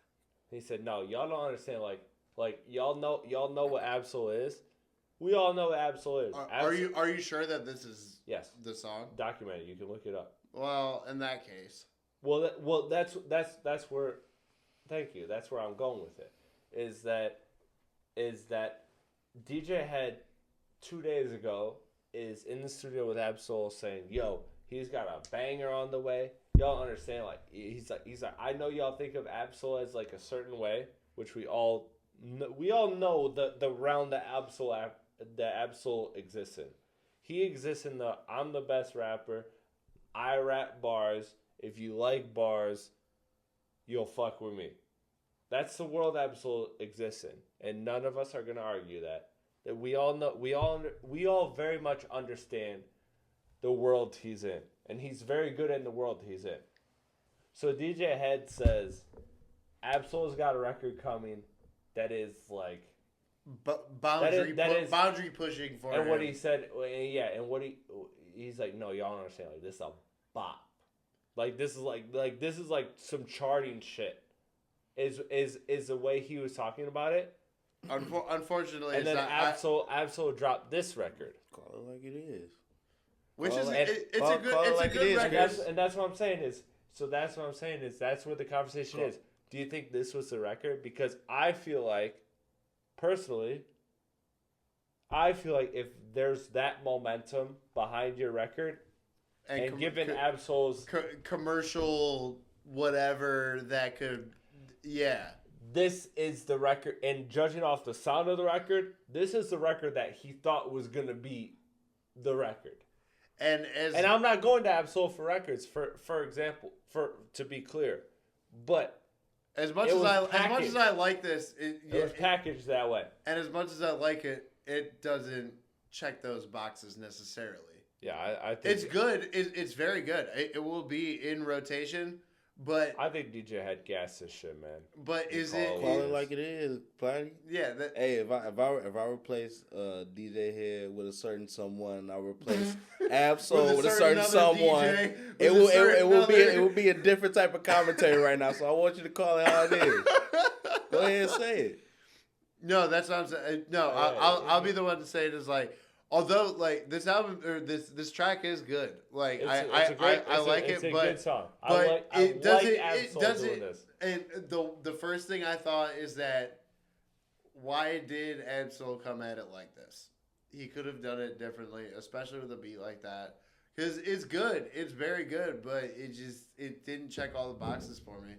And Birdie, I know you had said earlier is like that you actually you enjoyed it. Like it's not a bad song. But does it really check the boxes to be like, oh, Absol killed this shit? I don't know. It's hard to say. Listen, ain't nobody listening to this buzz. All right, I don't think I heard this. But you want to say something? I know you want to say. The other DJ, right? Like I don't think this made this to Academics platform. I'm sorry. No, I think Academics heard this just so that he can dunk on DJ Head. I don't think so. Because I think Birdie would know. He listens to the 8-hour streams and shit. I think he knows, bro. You have no idea how many times it's been 6 a.m. I wake up and I hear Ax's voice blasting. You know what the chat gonna say as soon as the motherfuckers start talking about Absol? Get this shit the fuck out of here. We don't want to talk about that. As we all know, Axe chat is a great representation of what we want to do. But Absol is one of them guys that like they be on Act more than motherfuckers who don't watch Act be on Act. That's you know what you realize that though that's like the streaming era is like hate watching. Everybody's there to fuck with the person who's streaming, exactly. Not like not add to the conversation. You know what's crazy is Act has never gotten swatted, and I'm not calling for it. You never got what? Swatted? I feel like he has actually, and we just don't know about it. Maybe you know, getting swatted. So essentially, what happens is somebody's on stream. It doesn't matter who it is, and then the people in the chat call the police and say they have somebody held hostage. They're running a sex trafficking ring or something crazy. And the SWAT team comes out and busts the door down. Like that's like it's crazy to think that it's happening so much. That's the day and age we're in, but that's a common thing. He like, never that got swatted on live, but he people. got swatted for that silver case he going through. See, that's even different. No, well, that's a little different because that's like, okay, there's a case against you, so we're searching you. Like, no, this is like the chat is doing it out of thin air. Somebody just being a dick and being like, you're in your house right now, and somebody that hates you so much being like, calling the police and being like, this person's a sex trafficker. They have people held hostage. They have not knowing anything. We'll obviously look into it. Yeah. Oh, it's crazy. I mean, people's careers have been ruined by that. Yeah. Anyways, we got off Absol. Other singles: Ari Lennox, Future, IDK. A couple other singles. Anybody got anything to say? Because I got little shits on Ari Lennox was dope. It reminded me of like when they like took the Not Like Us mashups and mashed it with like Teddy Pendergrass. And they like made it real slow. Yeah, it had felt that a weird little like modern. But I'm forced to be old school. It was like weirdly, the placement was kind of weird, but it was good. Y'all was fucking with that new YBN the mirror. Man, oh yeah, we gotta talk about that. Oh okay. Yeah, we gotta talk. I don't think we would have if you didn't bring that up. We gotta talk about that. Dude, that's Look, the funniest shit I ever heard, bro. They put it in like they put GTA San Andreas clip and he hops in the car and then that shit start like the radio DJ, the GTA radio DJ comes on and then that song starts playing, bro. Bro, what are you doing, bro? Like, okay, what are you doing? Ironically, it's actually not terrible, but also like, bro, what? No, ain't nobody listening to this, bro. It's crazy because like most artists, like when they trying to recruit their fans and shit, they come with a new sound. This nigga went back 25 years. He went to the oldest sound he could possibly find. He went back 25 years and said, "This the one." Sound he said, "This is how I'm about to get my fans back." Yeah, bro. Bro, dude, that shit is fucking hilarious. That's like you're losing traction. You're losing traction in rock and roll, so you start making music like Elvis, bro. Like literally, like that, bro. That's so crazy. Oh my god, that shit. I was laughing so hard. Bro, that shit was so fucking Everybody's funny, been dog. tearing that shit up in the past. And it's not. I ain't gonna lie, it's not that bad. But No, it just not. sounds so fucking funny, dog. It does. Coming from YBN in the mirror. This I think he from like Virginia or some shit, North Carolina, this is Tennessee. This nigga sound like he from Watts, California. He's from Watts. He's like what the fuck? Like dog. Like bro. Okay, so. The thing with YBN the Mirror, we actually kind of brushed on this the last pod because we were talking about Corday. Is like, they kind of came up together and YBN the Mirror has just consistently fucked it up every single time. Talk about every time you try to make a movie, you just fuck up. Yeah, every time you try to make a movie, it turns into a YouTube video. At his percentage, like he should be Vimeo video. Vimeo. Yeah, a Vimeo video. Yeah, Vimeo. That should turn into that shit goes double aluminum foil every time. Think about YBN Namir and like think about the moves he's made. And it's like at this point you're bound to get one right, and he has it. It's so dude. He had everything set up for him. If anything, if you really look at YBN Namir and YBN Corday. Who was really, at the time, destined to make it was Namir. Because Namir 100%. Had the hits, like, in 2017 or whatever. No, Corday was not the one out that group. And if you look at the different, and how much he fumbled it, and how much, I mean, not that Corday is a perfect artist, but I could say he's done a lot better with his career than he has than Namir. Like, it's so crazy. And every time Namir tries something, it just fucking falls flat on his face. It's so crazy. Now, let me, before we get to other conversation, because I know I'm the only one. I played the record for you. This girl, Vita, she's fire. I know nothing about her. I literally only clicked on her because she put out 3 songs, and one of which was featuring Smino, so I was like, oh yeah, I'll give this a chance because Smino's my dog. Incredible. I just want to give you your flowers. Very good. Like, I have zero idea of your research. I don't know if you've been in the game 20 years or if you've been in it 2 years. I think, like, when I listened to Vita's album, or a little 3-song EP, whatever you want to call it, it gave me SZA S or Z vibes. Like, not Control, but like you have, there's a diamond there. You just have to mine for it.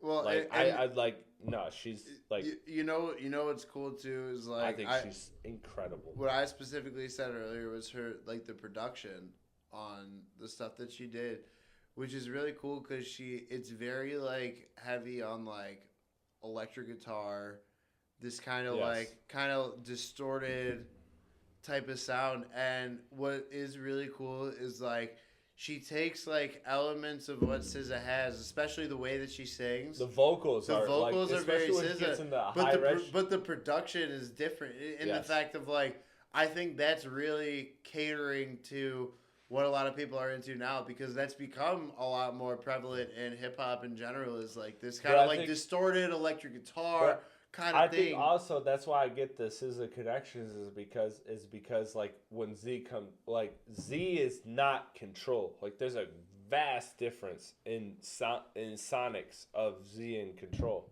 right? But it's the same artist. Like I think Z was like Babylon and shit. I think whatever, right? I think she has that weirdness to her, and I think she has to just like crystallize it in the right way, the way SZA did with Control. Shit, what's the Chance song on that? Warm Winds. Man, what a fucking Warm Winds, Babylon. Wait, what's the Isaiah Rashad might be the Warm Winds one. No, it's not Warm Winds. It's something else. It's But that one is fire too. You ain't been where I've been. Yeah. That shit, bro. I love SZA and Chance together. It's so crazy. So shout out Vito. I remember that being on my SoundCloud playlist in 2014 when I was in that was before SZA was even signed to TDE, I think. Yeah. Like, or I don't know when she was. Z was like the first I'm signed to TDE. Okay, so maybe that was like kind of it, but like that was still like SoundCloud era. Like, yes, you know, shit wasn't being released for streaming. Like it was all free shit to listen. I'm telling you, Vita's the same. I remember that so specifically, bro. Listen, shout out to Vita. I'm rooting for you. I love the music you're making. Let's talk about, and I know this is a person that we talk about a lot. I don't think this is a lot to talk about, but I think we obviously got to highlight it. Is Drake hopped on a Mexican record. That's that donkey riding music. That's that Red Dead Redemption shit. That's that Red Dead Redemption. Wow, wow, wow type of music. Listen, Drake hopped on the Mexican record, and I'm blanking on the artist's name in front of me, so I apologize. Look, man, I love it. I love it for the simple fact of I don't love the actual song, because the song isn't necessarily my vibe. I love that Drake took that. I love the way Drake approached that record. I love the way that he didn't try to make it a Drake record featuring the artist that was on it, which he's done before. I think it would have been very easy for Drake to put an underwater beat, which he did at the end, by the way. He always has an underwater beat. You gotta throw it underwater. You gotta just any beat, just submerge it in the ocean. For reference sake, it's called Modo Capone with Fuerza Regeda and somebody else who's not listed on here. So it's yes, as Chris accurately nailed it. Yeah, I know. It was dumb. It was actually. I appreciate you trying. But no, I love it for the perspective of this is never a Drake song I'm ever going to listen to again. I just love the way he approached the record, and that he didn't try to Drake the record. He tried something new, and we all feel the way we feel about certain artists and whatever. One of the knocks on Drake is that he's not experimental. He's not versatile. He's not whatever, which I've always thought is ignorant. I love that on this record, he didn't just do the Drake thing. Like he really did. He was speaking Spanish the whole time. And like that's the thing that I feel like people don't give Drake enough credit for, is that when he does, do something like this where he, kind of features on this person who's so drastically different from him. Right. He really does his best to step into their world, and that's like across the board. Yes. For everything Drake and has I think done. this is one of the best examples of that, because he didn't rap and throw like, he didn't do like, and I hate to make this a Kendrick versus Drake thing, I'm not trying to, but like Kendrick on collard greens, right? Like Kendrick raps like the first like 4 bars in Spanish, and then he hops into rapping English. Like Drake could have easily done that on a Spanish record, and like rapped a couple Spanish bars, and then really got into it and like and made it more of like because this song isn't gonna be like a song that like dominates our speakers and rotation and all of that. So I respect Drake as being the guy that's always chasing the commercial sound. I respect Drake for in this instance giving it a shot and just trying something, man. I respect it. It was fire. It was fire to me. It's so in that sense. I didn't like the song, but in general, fire. It is just so hard. I love the thought. Good example of this is like, of putting like this Spanish, putting the Spanish song into the realm that you're kind of operating in, or the space that you're operating in, is like.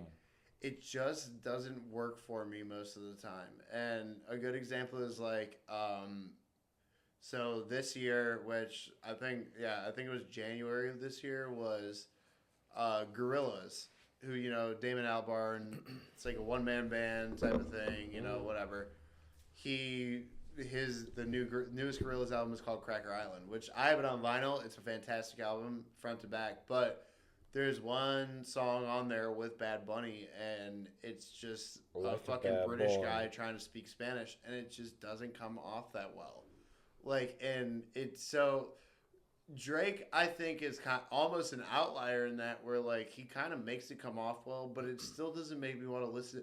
And it makes me what it brings my mind to is that there's all these other countries throughout the world that are listening to American music, right? And they don't, even if they don't fully understand it at first, like or it. Whatever. No, there's the girls that are American that are or not even American, but in America that love BTS, right? Yeah, that too. They don't understand what the fuck they're saying. Understand, like listening to the music and like not fully understanding what they're saying at first. Like, to me personally, as a music consumer. Sorry, no, you gotta be speaking English. Like, it's so hard for me to try and get behind and especially because there's differences in types of music and that kind of thing, depending on like, the difference between like even though like Drake is a very big pioneer in like bringing like dancehall or I guess dancehall wouldn't necessarily be like Spanish music, but Drake has definitely been doing kind of tapping into this realm for a while. And he does a pretty good job of it, but it's still like, I mean, unfortunately, call me overtly American, but it boils down to if I don't understand it, I'm not really going to be listening to it. Like, yeah, for real. I don't know what the fuck you're saying. I don't know. Fuck with the Tokyo Drift song? What is it, Tokyo Drift? The Tokyo Drift song? Is that Drake? Nah, it's just a song. But is it all in Japanese? Yeah. Yeah, see, it's like, I can't fucking... That shit hard.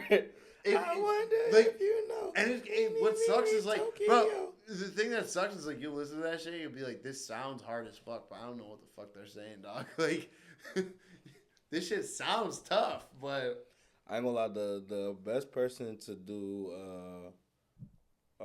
hip hop like Spanish type collab though, to me though, was Kodak. He did that shit, and he was doing like his little Spanish thing on there too, and that shit was fire. Well, I think that really plays into, because if you Florida, if you think of where Kodak grew up, it's like that's real influential around there. Because Drake doesn't have like necessarily like Mexican or Spanish influence there. He has like the Islander kind of thing because you have a lot of Trinidadians and whatever and Jamaicans and all that shit up in Toronto, but you don't really have like core like Mexican. You think when Kodak was down there in Florida, he was fucking with the Spaniards? No. So Kodak. In the part of Miami that he was in, it's a common thing. They all live. So that's why he's not from Miami. I've had a conversation like even Broward County. Broward County is right next to Miami, dog. I mean, whatever. Yeah. That's like me saying I'm not in Royal Oak, I'm in Detroit. Like it's the same. It's right next to each other. So, to a Detroit person, you understand right? That there is that difference. But yes, but at the same time, you're still intermingling. But what a lot of people. Well, I mean, Detroit right next to Southwest, but I'm not mingling with no motherfucking Spanish. That's different though, because that's a specifically like a marginalized community in that sense of there is that is Mexican town. The entire the entire Tri-County area of Miami is all Spanish, like that, and Cuban specifically. I say a lot of Haitians. I see more Haitians. Yeah, but what are which I guess they have the French. They have the French. I don't know how they work down there for. I don't know if they have like a section like how we got with Southwest and all the Spanish over here. Because of the area, you have to think of proximity. Proximity. Kodak and Denzel are both of the same, like they're like Floridians. Yes, however you say it. They're that, but they're also Haitian. And that's what I was getting to. It's like I honestly, and I could be ignorant because Haitian is all French though. I am ignorant. I don't know what they speak. They speak French. Haitian. So like or a dialect of French. No. Like in Haiti, they don't speak Spanish. They speak French. Okay. Like because France colonized them way long ago. It's a whole historical thing, but Haiti is the only country in that entire region, essentially, that is not either their native language or Spanish. Okay. Spanish would be like the English of that whole region when it comes to the islanders and stuff, but like Jamaican people have like patois, which is like kind of a derivative of English, but where the Cubans speak Spanish, but they have their own. It's like it's kind of the same. Like when you think of it, it's like dialect. It's like the way that we speak English in the Midwest is not the same way that people speak English in Tennessee. They're different versions of the same thing. They have different lingo. They have different vernacular in general. But what I will say is that when you come from Miami specifically, like the Greater Miami area, he's from Broward County. It's next door, bro. Like it's between there and Fort Lauderdale. We stayed in Fort Lauderdale and hung out in Miami. Broward County's in between. Like it's all relative. Is that down there is the Spanish influence is very fucking heavy. Whether it's because of Mexico or a lot of the Cuban influence, but Cuba speaks Spanish also. So you just have a lot of Spanish influence there because you just have to think proximity wise it's very close. I just don't see Kodak as the type of person that was just growing up just because like you can grow up around a lot of stuff and not necessarily deal with it. You know what I'm saying? Yeah. I mean, however much you're involved in it is a whole separate conversation. One of my favorite comedians, Mark Norman, he grew up in New Orleans and he went to they had this thing called like the French Connection where like you'd go to school and his school he's been on record saying he's like the school that I went to he's like he grew up in inner city New Orleans and he's like my school was half like French as fuck and then half like hood New Orleans like and so he's like I never really knew where to stand or whatever but he's like but I learned French growing up by being in an area that because New Orleans is very it's everybody there speaks some form of French essentially. So all right, let's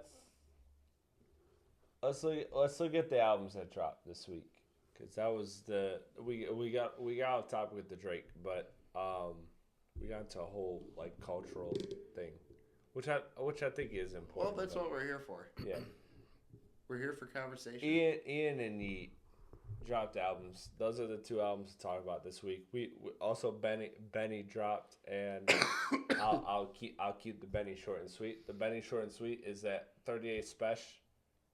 I think he's a talented rapper. I didn't like what he did on this album. He is dope, but yeah, it's not. It's you gotta pick and choose. Yeah. I enjoyed the Benny parts. Keep it moving. Ian and Yeat dropped albums this week. Where do we want to start? Do we want to start with Ian or Yeat? Let's start with Yeat. And I'm going to let Birdie take the floor on this. Yeah, it's Birdie. Take the floor. You want to say where to start off and then throw me. I know, but you're the resident you're the resident Yeat fan, so tell us why this is like one of the greatest artists of the last like 3 decades. Well, he better than Tupac. So niggas be like, I'll just talk shit. But he just, I don't know, bro. Like when it comes to like cause when you a mumble rapper, you limited to so much when it comes lyrically. So when you advance, but you choose to limit yourself. When you advance outside of the minimal amount of vocabulary you use for your music. I feel it's a balance of taking that and making it interesting. Yeah, and being able to hold my interest outside of that, I think that's very like talented. You know what I'm saying? Like he do things like the background vocals always cold as fuck. Like he always do these things. That's a big thing that I noticed with him, especially listening to this album today, is like he really creates an environment that you're in. Like, as opposed to just like, oh, this is a song. Like, you really kind of get wrapped up into the whole world of it. Sure. You know? Like, the ad-libs, the background vocals, the production, you know what I'm saying, him capitalizing still on the bell. Everybody know, like, that's his thing. Like, that shit is just amazing to me. Like, and one thing I appreciate about Yeat is that, like, he never comes short. You know what I'm saying? Like, when he come with a project, he only got one project that's less than 15 songs. You know what I'm saying? Right. So, and on top of the fact, all the albums that I do like, they all got, well, damn near ain't no album I don't like by him, like, except for 2093. So, like, which is crazy. So you genuinely do not like that album? Yeah, I'm not. It's like 5 or 6 songs on there I like. I'm not saying like the whole thing's just but it's not garbage, it's but not like I wasn't feeling that whole futuristic, I don't know, Yeat type sound. Like it was cool. Like some songs was cool, but it's interesting, and that's why I wanted to talk about it was because I feel like Yeat is kind of like a lot of his music is like that. Like honestly, a lot of this album felt similar to 2093 in certain ways, like, you know, but maybe that's just as an outside, not like somebody who listens to him religiously. Yeah, that's how I feel. I don't know, like when you, and this is another thing I like about you, like every single album is like it hold a certain vibe. Like when you listen to 4L and then you go to Afterlife, you be like, damn, these two completely different albums. You go to Up to Me and then you go to motherfucking Life, you be like, damn, these two completely different albums. You go to motherfucking Two Alive, and then you go to Lifestyle. You be like, damn, these two completely different albums. And like he don't really go nowhere in a different direction when it comes to the lyrics. But like when you listen to the production, like you could tell he kind of chooses it. He be putting a lot of work in with the production. You can tell too. Yeah, like, it's the same path, but a different little trail from each one. Yeah. And different scenery, same so exactly. I think I like 2093 a lot more than a lot of Yeat people, but I see why people like this more than 2093. Because to me, I enjoy the productions, I enjoy the sonics. I'm not playing this around a certain demographic. Personally, I don't think that this music resonates in a certain atmosphere that I'm trying to portray. But I think it's cool for what it is. Like I just, my main thing is this, and this is gonna sound harsh. Yeat, I'm sorry, this is going to sound harsh, but listen to me. I want you to go away.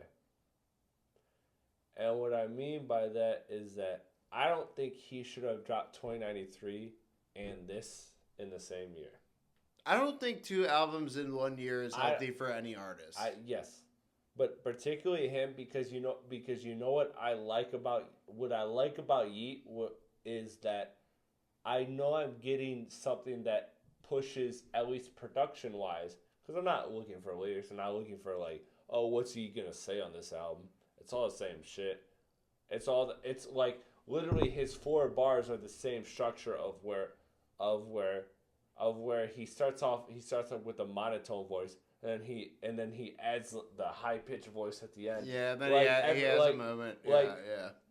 I know I'm not going to Yeat for social commentary. I'm not going to him for social commentary. I'm not going to him for substance. I'm going to him for production and atmosphere. And I think he does that very well. And I think I want him to take breaks between albums, because otherwise he's going to burn himself out, and he's going to be a fad, and he's going to be something that people get over. Well, that goes beyond Yeat. That literally just boils to the oversaturation of music in general. Him. Like particularly him, because take your time, play. Let what you already have out simmer before you try and rekindle the flame. Also, but I think for like the average Yeat fan, I think Yeat fans like actually enjoying this. Like. Right. Actual Yeat. I think because this is not the first. This is not the first time. This is not the first time you dropped 2 albums in 1 year. I'm coming as a separate type of Yeat exactly, fan. And that's where I want to get to. Is he serves his fan base, right? And his fan base that loves Yeat is going to be excited for this album, just like they were the last album 3 months ago or 7 months ago, whatever you want to. Which I have shitted on, which is why I think he should have followed up with this album. Which is why I stand by 2093. But regardless, you're right. You're right. But again, that's where a lot of artists fall victim. Is they're placating to their fan base. They're not placating to like, look. And I get feeding your fan base because you can just make music for the rest of his life and be fine because he has a strong fan base that rides and dies for him, right? Yeah, he has that kind of cult following fan base type of thing. If you want to get in the big leagues, you got to operate a different way, and that's my issue. That's my issue with is that I think he has the potential to be in the big leagues. I want him to move that way, and how you move that way is not by dropping 2 albums in 7 months. I mean, you're not dropping. And I'm sorry, you're not dropping an hour-plus album if you're Yeat. Go fuck yourself. I'm never locking in.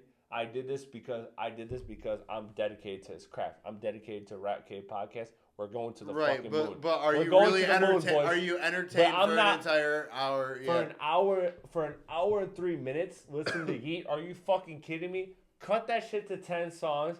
Give me the best shit. Give me 48 minutes of the best Yeat music. And I'm golden. Yeah, and that goes back to the conversation from last week. But like kind of to the same token, is fucking frustrating. I did genuinely I enjoyed this album. I did too. But I will say I enjoyed 40 minutes of the hour and 3. And the craziest thing about this album, the craziest thing about this album to me jumped out the pocket. The craziest thing with this album that really differentiates it from a lot of other albums is that. Look, especially with the way that I guess music moves nowadays, is you have to start strong, and I think the start of the first 5 songs are the weakest on the entire album. The middle is where you get the best chunk of and that was where I really felt like the intro is fire. I don't know. I felt that shit was fucking garbage. That was a terrible intro. The intro to back. This is why I be holding my commentary on people I don't necessarily follow everything they do because I don't really know. But you follow this guy, and so that's how you feel. See, I can't. But this is the thing. This is my thing. The middle of this album was the best. This is my thing. I can't say what an artist should do if I don't know everything they do. You know what I'm saying? Or how I feel like they should move. Yeah. If I'm not even following most of the shit they do to begin with. Which is why like I take it with a grain of salt. You know what I mean? Like this is about just my opinion as an objective listener. Right. No. And I'm not saying that it's like. I just really enjoy like the middle portion of the album for me was the best. We gotta understand the fan base that Yeat has. It doesn't matter, like for most artists, he not about to get much bigger than he already is. Okay, it's pretty much limited on that. He's not about to have no club bangers. He's not about to have no number ones. That's fine. This is why his cult following is so important because let's look at the stats last year.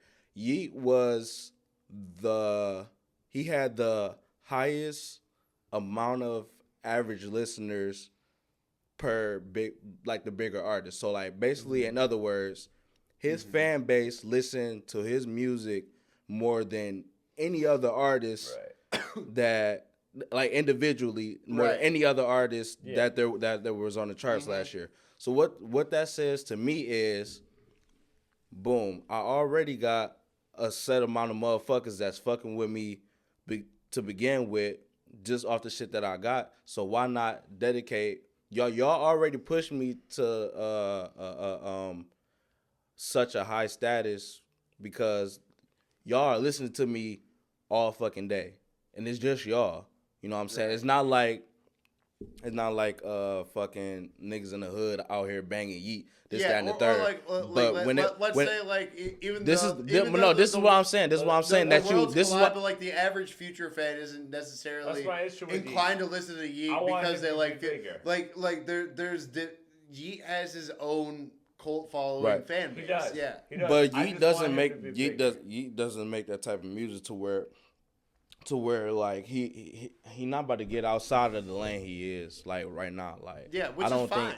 I don't think there's not really much he can do. Like the type of style like JID, like he a big artist, right? Like a pretty big artist. He probably got a fan base of motherfuckers that fuck with him for real. But he's a cult following type of artist. Yeah, he got a cult following type of artist. So like he gonna do when you got a cult following you kind of gotta like cater to them. Like this is why Nicki Minaj is so fucking lethal with her fan base. Yeah, because she caters to them. She has spent her whole career catering to the fan base that she's built. Exactly. So like and then like with Drake, like motherfuckers is standing 10 toes with him when he just got his ass beat in the battle. You know what I'm saying? Because he dedicates his craft to his fan base. And you're right. So this is why I think some artists are supposed to capitalize off their fan base. Some artists can break out of that, but not every artist can. That's what I think about too. Is like because you have to reach this point of like, okay, clearly this is what the people that listen to me, this is what they want. So am I gonna deliver what they want or? So my main thing is like you have to have a realistic expectation for the person you listening to. Is Yeat ever gonna be as big as Drake or in that lane or The Weeknd or any of them? Fuck no, never, not in a million years. So do what's best for you and your fan base. Do what's best for you and your fan base because that's who fuck with you the most. Yeah, no, I agree with that, and that's why that's why when I go into a Yeat album, it's like I'm not expecting to be the world absolutely fucking blown away by this beautiful piece of music, but do I enjoy it? Yeah, I do. I genuinely like today. Honestly, I was kind of impressed by some of the songs on this Yeat album today. Like, I enjoyed it, but I also I understand your point is that like he's catering to the people that are consuming what he's putting out. Right. And that's the most important thing. Like as an artist, like because you gotta think like although like you know as much as I'm an artist for the art of being art, like if it's your job, you're going to do you're going to do as much as you can do to be the best at your specific job as you can be. Yeat's job is catering to his fan base, so he's going to do the best that he could do to cater to that fan base. Like some artists have the luxury, but it boils down to the same thing. As a graphic designer, I could do things that I think that a lot of people may like and take a bunch of risks, but I also have a safe way of going about it that I know that is going to go better overall and for the people who are the actual consumer of this product. Right. And on top of the fact, I feel like that's what he kind of tried to do with the last album, try to, like, branch out to a new audience with the 2093 project. Because, like, even, like, when you see, like, the aesthetics of, like, some of his videos, like, he in Japan, you know what I'm saying, in 2093, riding around, like, he was dedicating that craft to somebody outside of the normal people that fuck with his music. For sure. I think that's a weird thing right now because you're kind of getting that with a lot of artists. Like, you could see kind of similar things in Uzi. You could see similar things in, like, the way that it sits for me, like, I don't know. It's like when you kind of, like, try and go to this, like, Future thing. Future, to me, like, I'm stuck in, like, retro world to where, like, everything before seemed cooler. But, like, when you go to Future, it seems all too Star Wars. Let's talk about... You know, it seems like it seems too fabricated and not, like, based in reality to where, like, it's hard for me to kind of, like, appreciate it the same way, I guess. Let's talk about the future. Let's talk about another album. I think you led a great transition there, and that's Ian's album. I liked it, and you know what I do? Okay, what I do like about Ian is that he's really paying a lot of homage to late 2010s, late 2000s, early 2010s, like music, like in terms of what way? Break it down. In his beat selection, for one. I mean, his beat selection is absolutely there. His only, like, really big feature on the album was Chief Keef, which was very noticeable, and it was actually it was a great Chief Keef feature. Yes. Like, and I think that he's really playing into. I'm not saying that he's, like, capitalizing off of this thing that other people have done, but I think this is the shit that's influenced him, and he's getting the opportunity to kind of play into that world as much as he can. And I think he's a great artist? By no means at all, and whatever. Like, he's fine, whatever, but I see what he's doing in his beat selection, in the way that he's making this music, and I get his objective, and I don't hate it. That's where I'm at with, like, I feel weird listening to his music. It feels like it feels planty. It feels industry plant. It feels like it's an imitation of something. Right. It feels like a caricature. So I can't always... It feels like a caricature of what rap music is supposed to be. I don't like that. I hate when people do that. Let me finish it, because I like a lot of elements of a good amount of songs. So, like, I don't wanna all the way hate, because I was ready to full court dunk on this man just because of the fact of like from the outside, like, it looks like, okay, yeah, you're literally just taking all these sounds that, like, a lot of people use, and you're not talking about your life. You're just like, this is all like, what's his life? I understand that. What's his life? I understand. What's his life? What's his life? Well, I think you're getting to that, but you know, it's the fact that you could make that argument for a lot of people in rap music. And I don't understand why is this so, like, people really be hating on Ian. Like, when you listen to the shit that he rap about, what does he rap about that no other white boy don't go through? No, he raps about drugs. I can name 30 white people right now that does drugs. He raps about fucking bitches. Every nigga I know want to fuck a bitch. He raps about being crispy and having swag. a nigga that can't be happy to be crispy and Yeah, have swag. but It's not like he on here talking about I'm about to run up on you and shoot you in your mouth and rob you and this, that, and the third. Like that's cosplaying. I can see that because we can look at him and see, okay, he not a killer. Now you cosplaying. But when it comes to like doing drugs and liking fast cars, like bro, this is what people consider cosplaying. Now, people do. Okay, like people like white people just get, you know what I'm saying? Like bro, that shit be killing me. Crack cocaine? We don't do crack cocaine. No, this actually I think could make it for good conversation because I think that Drake, in a sense, now follow me here, was kind of a pioneer in this sense, but like as somebody who has written a lot of songs and rap lyrics and all types of shit, is the way that you have to go about address like you want to make shit sound sweet, right? But it's not always the shit that you lived, right? And so you talk about the person around you being like that. And that's the thing, is like Drake has done that. My brother XYZ did this, did that. My brother's got a strap. I'm victim to it in the lyrics that I've written of saying, oh, I don't, but this person next to me does. You're going down the wrong road. I'm letting you know that right now. Huh? You going down the wrong road. I'm letting you know that right now. No, I think my whole argument because I'm speaking from experience. I get what you're saying. Like Ian doesn't necessarily he doesn't rap about anything that's not out of the realm out of the realm of possibility. My big brother, like Marshawn Lynch, he'll run through somebody. He doesn't mean beating them up. He means, you know what he means.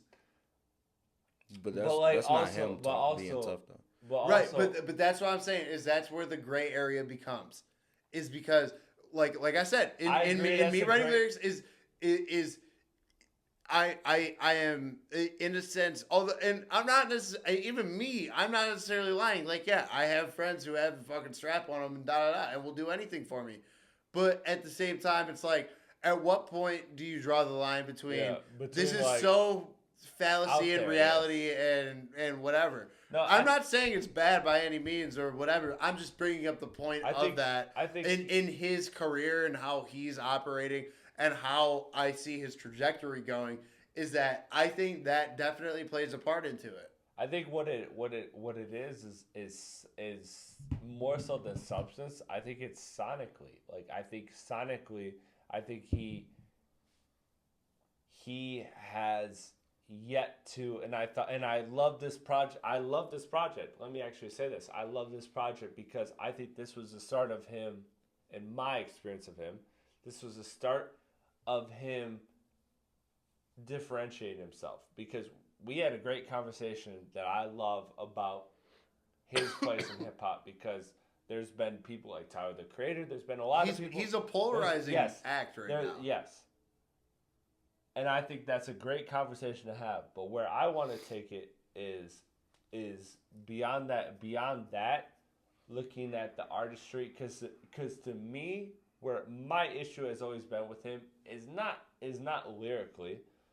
I know that there's a lot of artists that say things lyrically that they don't mean, do, or live by, whatever. Right. I'm not holding them to that. I'm not holding them to that standard. I don't mean it like that either. Just as a preface, like. But what I'm saying is, so it's not the lyrics. It's not the lyrics which you brought up about Ian. Like, because what is Ian doing that's not out of the realm of a middle class white boy to do? That's fair. But where I'm saying the issue is that sonically, he doesn't differentiate himself enough from his peers. You can tell very clearly when you listen to an Ian project who his influences are, who he loves musically. Again, him having Chief Keef on this project, although it worked very well, and honestly, I think that's one of the best songs on the project. That's why I like it. But it worked really well because you could clearly tell that he has a very large influence from Chief Keef. Right. And that was one of the, but also you got records like here, I have it in my notes. Hold on, let me pull it up because I'm blanking on the notes. I'm blanking on the record. My Call. Like you got some elements of records where I learned more about Yeat and album, and I'm not gonna go to every artist for lyrics. I'm not. But this project, he showed more sonically and lyrically than I have ever seen from him before. In my personal opinion. Yeat or Ian? Sorry, did I say Yeat? I meant Ian. Yeah. Yeah. With Ian. Which he's still relatively new. I mean. So no. Yes. So what I'm saying is this is like I'm not judging him based off of the lyrics. I'm judging him. Yeah, I like him. My issue has always been with him is that he hasn't differentiated enough himself, not content wise, sonically. Sonically, he hasn't. This project, I think he started to, and that's why I like this project. I think this project is definitely the best Ian project I've ever liked. And going forward, this is the most I've ever been willing to give his music another chance going forward because, to be honest with you, I was very out on Ian. And now I'm like, okay, I'll listen to what he does next. Okay, Birdie. Why does how much differentiation? How much differentiation does he really need to have when you notice him more than other people that's already in his lane doing the same thing? What's that? Say that last part. I think that this boils down to, which is what makes this podcast good, is the difference in fans and how we are fans of what we're fans of when it comes to rap music. Because right, again, we've already expressed on this on this same episode of like me and Platte, like we really value versatility and these kind of. How much can you do where at the same time, although Ian does what he does very well, but it's also admittedly that he has a pretty solid. I'll say I think he even plays a little bit more outside of the one dimension that some people can be, but that's what I like about this project. He is relatively one dimensional as an artist. Okay. With that being said, do you think that there's things from like specific people that you only look for maybe one, maybe two things and not expect much more because that's all you need from that person? I understand because you're saying that okay, so let's say no, you're right, yeah. Let's say I'm a chef, you a chef. Mm-hmm. You cook everything you cook pretty good, you know what I'm saying? But this chef I make the best pancakes you make the best beef. I make the best pancakes though. So when whoever wake up in the morning and they want some breakfast, they gonna want to come to me just for pancakes. You know why? Because they know I got the best pancakes in the world. You're right because that is the hard thing with music is I don't think he does it. I'm not saying he does, but I know. I'm just going off the point he said that how y'all respect versatility. I get what you mean. I get what you mean. It's about the. What I'm saying is perfect example is Hove. Is like going to Hove for the music that he makes. You know he does what he does better than fucking anybody. But are there other people who do other things better than him? Absolutely. Mm-hmm. So I 100% agree with you. That sing better. But what I'm saying is, like, do you look for versatility from every single artist, knowing that they already limited, possibly lyrically, possibly production-wise? Yeah. Let me get to the closing statements of this podcast because I think there's a lot of other things going on that are coming up that like we got a lot looking forward to, right? We got the Tyler the Creator album coming.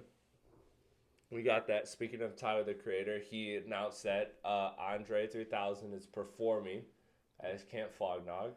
So yeah, that's something people have said. Is it gonna be flute or is it gonna be rap? We'll see. Well, the people have said that he could be a feature. It's possible, but the album.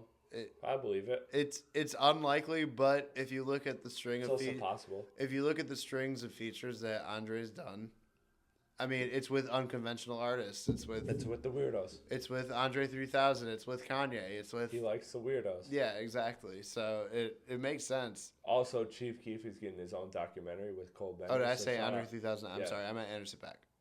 Shout out to. Wait, what about Anderson .Paak? That Andre did the feature on "Come Home." Oh yeah, but I'm saying, yeah, 3 Stacks is gonna be at Camp Flog Gnaw. Right. So. But that's what I'm saying. It's like it would make sense. Do you think that means anything in terms of a new album? It could. It could be a feature. I don't know. He could be playing the flute right now, and as I'll always express with Tyler, is like we don't know what direction he's going in. We don't know where it's going. You never really know, and that's what's great. That's what's great with him. I'm excited for that album. Oh, it's very potentially my album of the year. Chief Keef. Cole Bennett. I love that Chief Keef is getting his own documentary. As he should. Talk about somebody that needs to. Birdie, didn't we just talk about this like last week? 10 years of the influence of Chief Keef, Lil B, Soulja Boy, like the internet rappers kind of thing. Dog, like he's been in the game like 15 years and he's not 30. It's insane. Yeah, it's crazy. It's insane, man. Shout out to Chief Keef, man. One of the most influential artists of the last decade. So I'm glad that he's getting a documentary. It's about to be 15. And I'm glad that Cole Bennett is one of the people that's doing it. Because you know what, Cole Bennett has had fire music videos. He's had a good pulse on the music industry, like as far as like what's gonna pop, what's not. Like he has been kind of ahead of the trend. Some people really don't like him. I think he's taken a perfect role in his space and what he's doing. Personally, that's how I feel. Maybe other people may disagree. I'm here just to hear recording music videos and be quiet. W.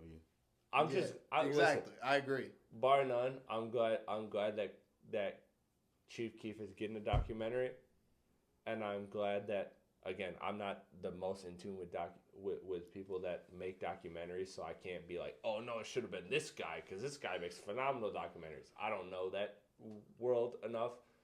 I just know that Cole Bennett is somebody that's, paid his dues, done a lot of great music videos, collaborated with a lot of great artists. It should have been Spike Lee. I swear to God. Busta Rhymes. Yeah. Knocking on the fucking shit. All right, boys. So next time we record, we won't have the Tyler album because he decided to be weird and release it on a Monday. So we won't. So the following one will have that. The following, and I'll have much to say. Yeah, we're gonna do a bonus episode for the Tyler. We will do that. But I'm excited, man. I'm excited. So you got Absol announcing his album that comes out November, I think 8th. So everything is lining up to where like. We're getting a jam-packed fourth quarter, which means that next year it's going to start off with a fucking bang. And I can't wait. Everybody's getting their albums out the way because everybody waited while this whole little battle thing was happening. And now we're about to get a great fourth quarter. Yeah, Q4 has been geared up to be a good quarter. And on top of that, we're getting a hell of a next year. I can't wait, man. I can't wait. So I'm excited. Let me know in the comments below what you think of all the new music that dropped. What are you feeling? What are you not feeling? What are some of your favorite experimental albums? All that and more. I'm Chris Platte with a couple of my dopest friends, a couple of the best people I got in my life. Birdie and Chris Apple's Potty not with us this week. That's what you see the mic for, but you know what? He'll be back next week, bigger, stronger, better than ever. Chat, comment over under Adi being here next week. Yeah. I'm taking the under. You taking the under? I'm taking the under. Disrespectful. That's plus money. No, it ain't. That's negative 110. You think so? Negative 110 for the under. That's disrespectful. Negative 102 for the over. Yeah, speaking of betting, fantasy basketball. I'm about to, and fantasy football. Oh yeah, we're facing. Oh yeah. I'm about to smoke on that bird pat. Hey, like that shit. I'm about to put Platte on a plate. That's crazy. Platte on a plate. Platte on a plate. Damn, bro, you can't come up with nothing better than that. That's all you got. Oh, this guy, yeah. That's all you got. Don't get me started. Listen, man. Let the results. We'll know. We can't run from it. Because if I do lose, you're gonna talk shit. But you know what? At the end of the day, it ain't gonna happen. It ain't gonna happen. I'm a smoke. Listen, I'm a smoke. my breadstick is getting broken this week. I'm letting you know that. Hey, I don't know yo. what My that bread. means. You don't know what a breadstick Hey, is? Y'all ain't play Call of Duty? No, what's the breadstick? It's one. Like whenever, like when we I know, play I Call make of sure Duty you and somebody back like a like glow stick. somebody we playing Search and Destroy and somebody got like 1 kill throughout the whole game. Like, damn, you got a breadstick. Or if they got 0, they be like, oh, you got a donut. See, that's what's dope about Oh, it. I see. Okay. See, I got you. That's what's Hey, dope. okay, I'd be the man on the team with 1 kill too. That's what's dope about it. I fuck with Surge, but yeah, absolutely. There's nothing better than a joke that you have to explain. All right, buddy. I'll catch you on the next episode. Peace out, everybody. I like Be where you're safe. coming from. Have a good weekend. Turn the fuck up. Love y'all. I'll see y'all next week. Peace.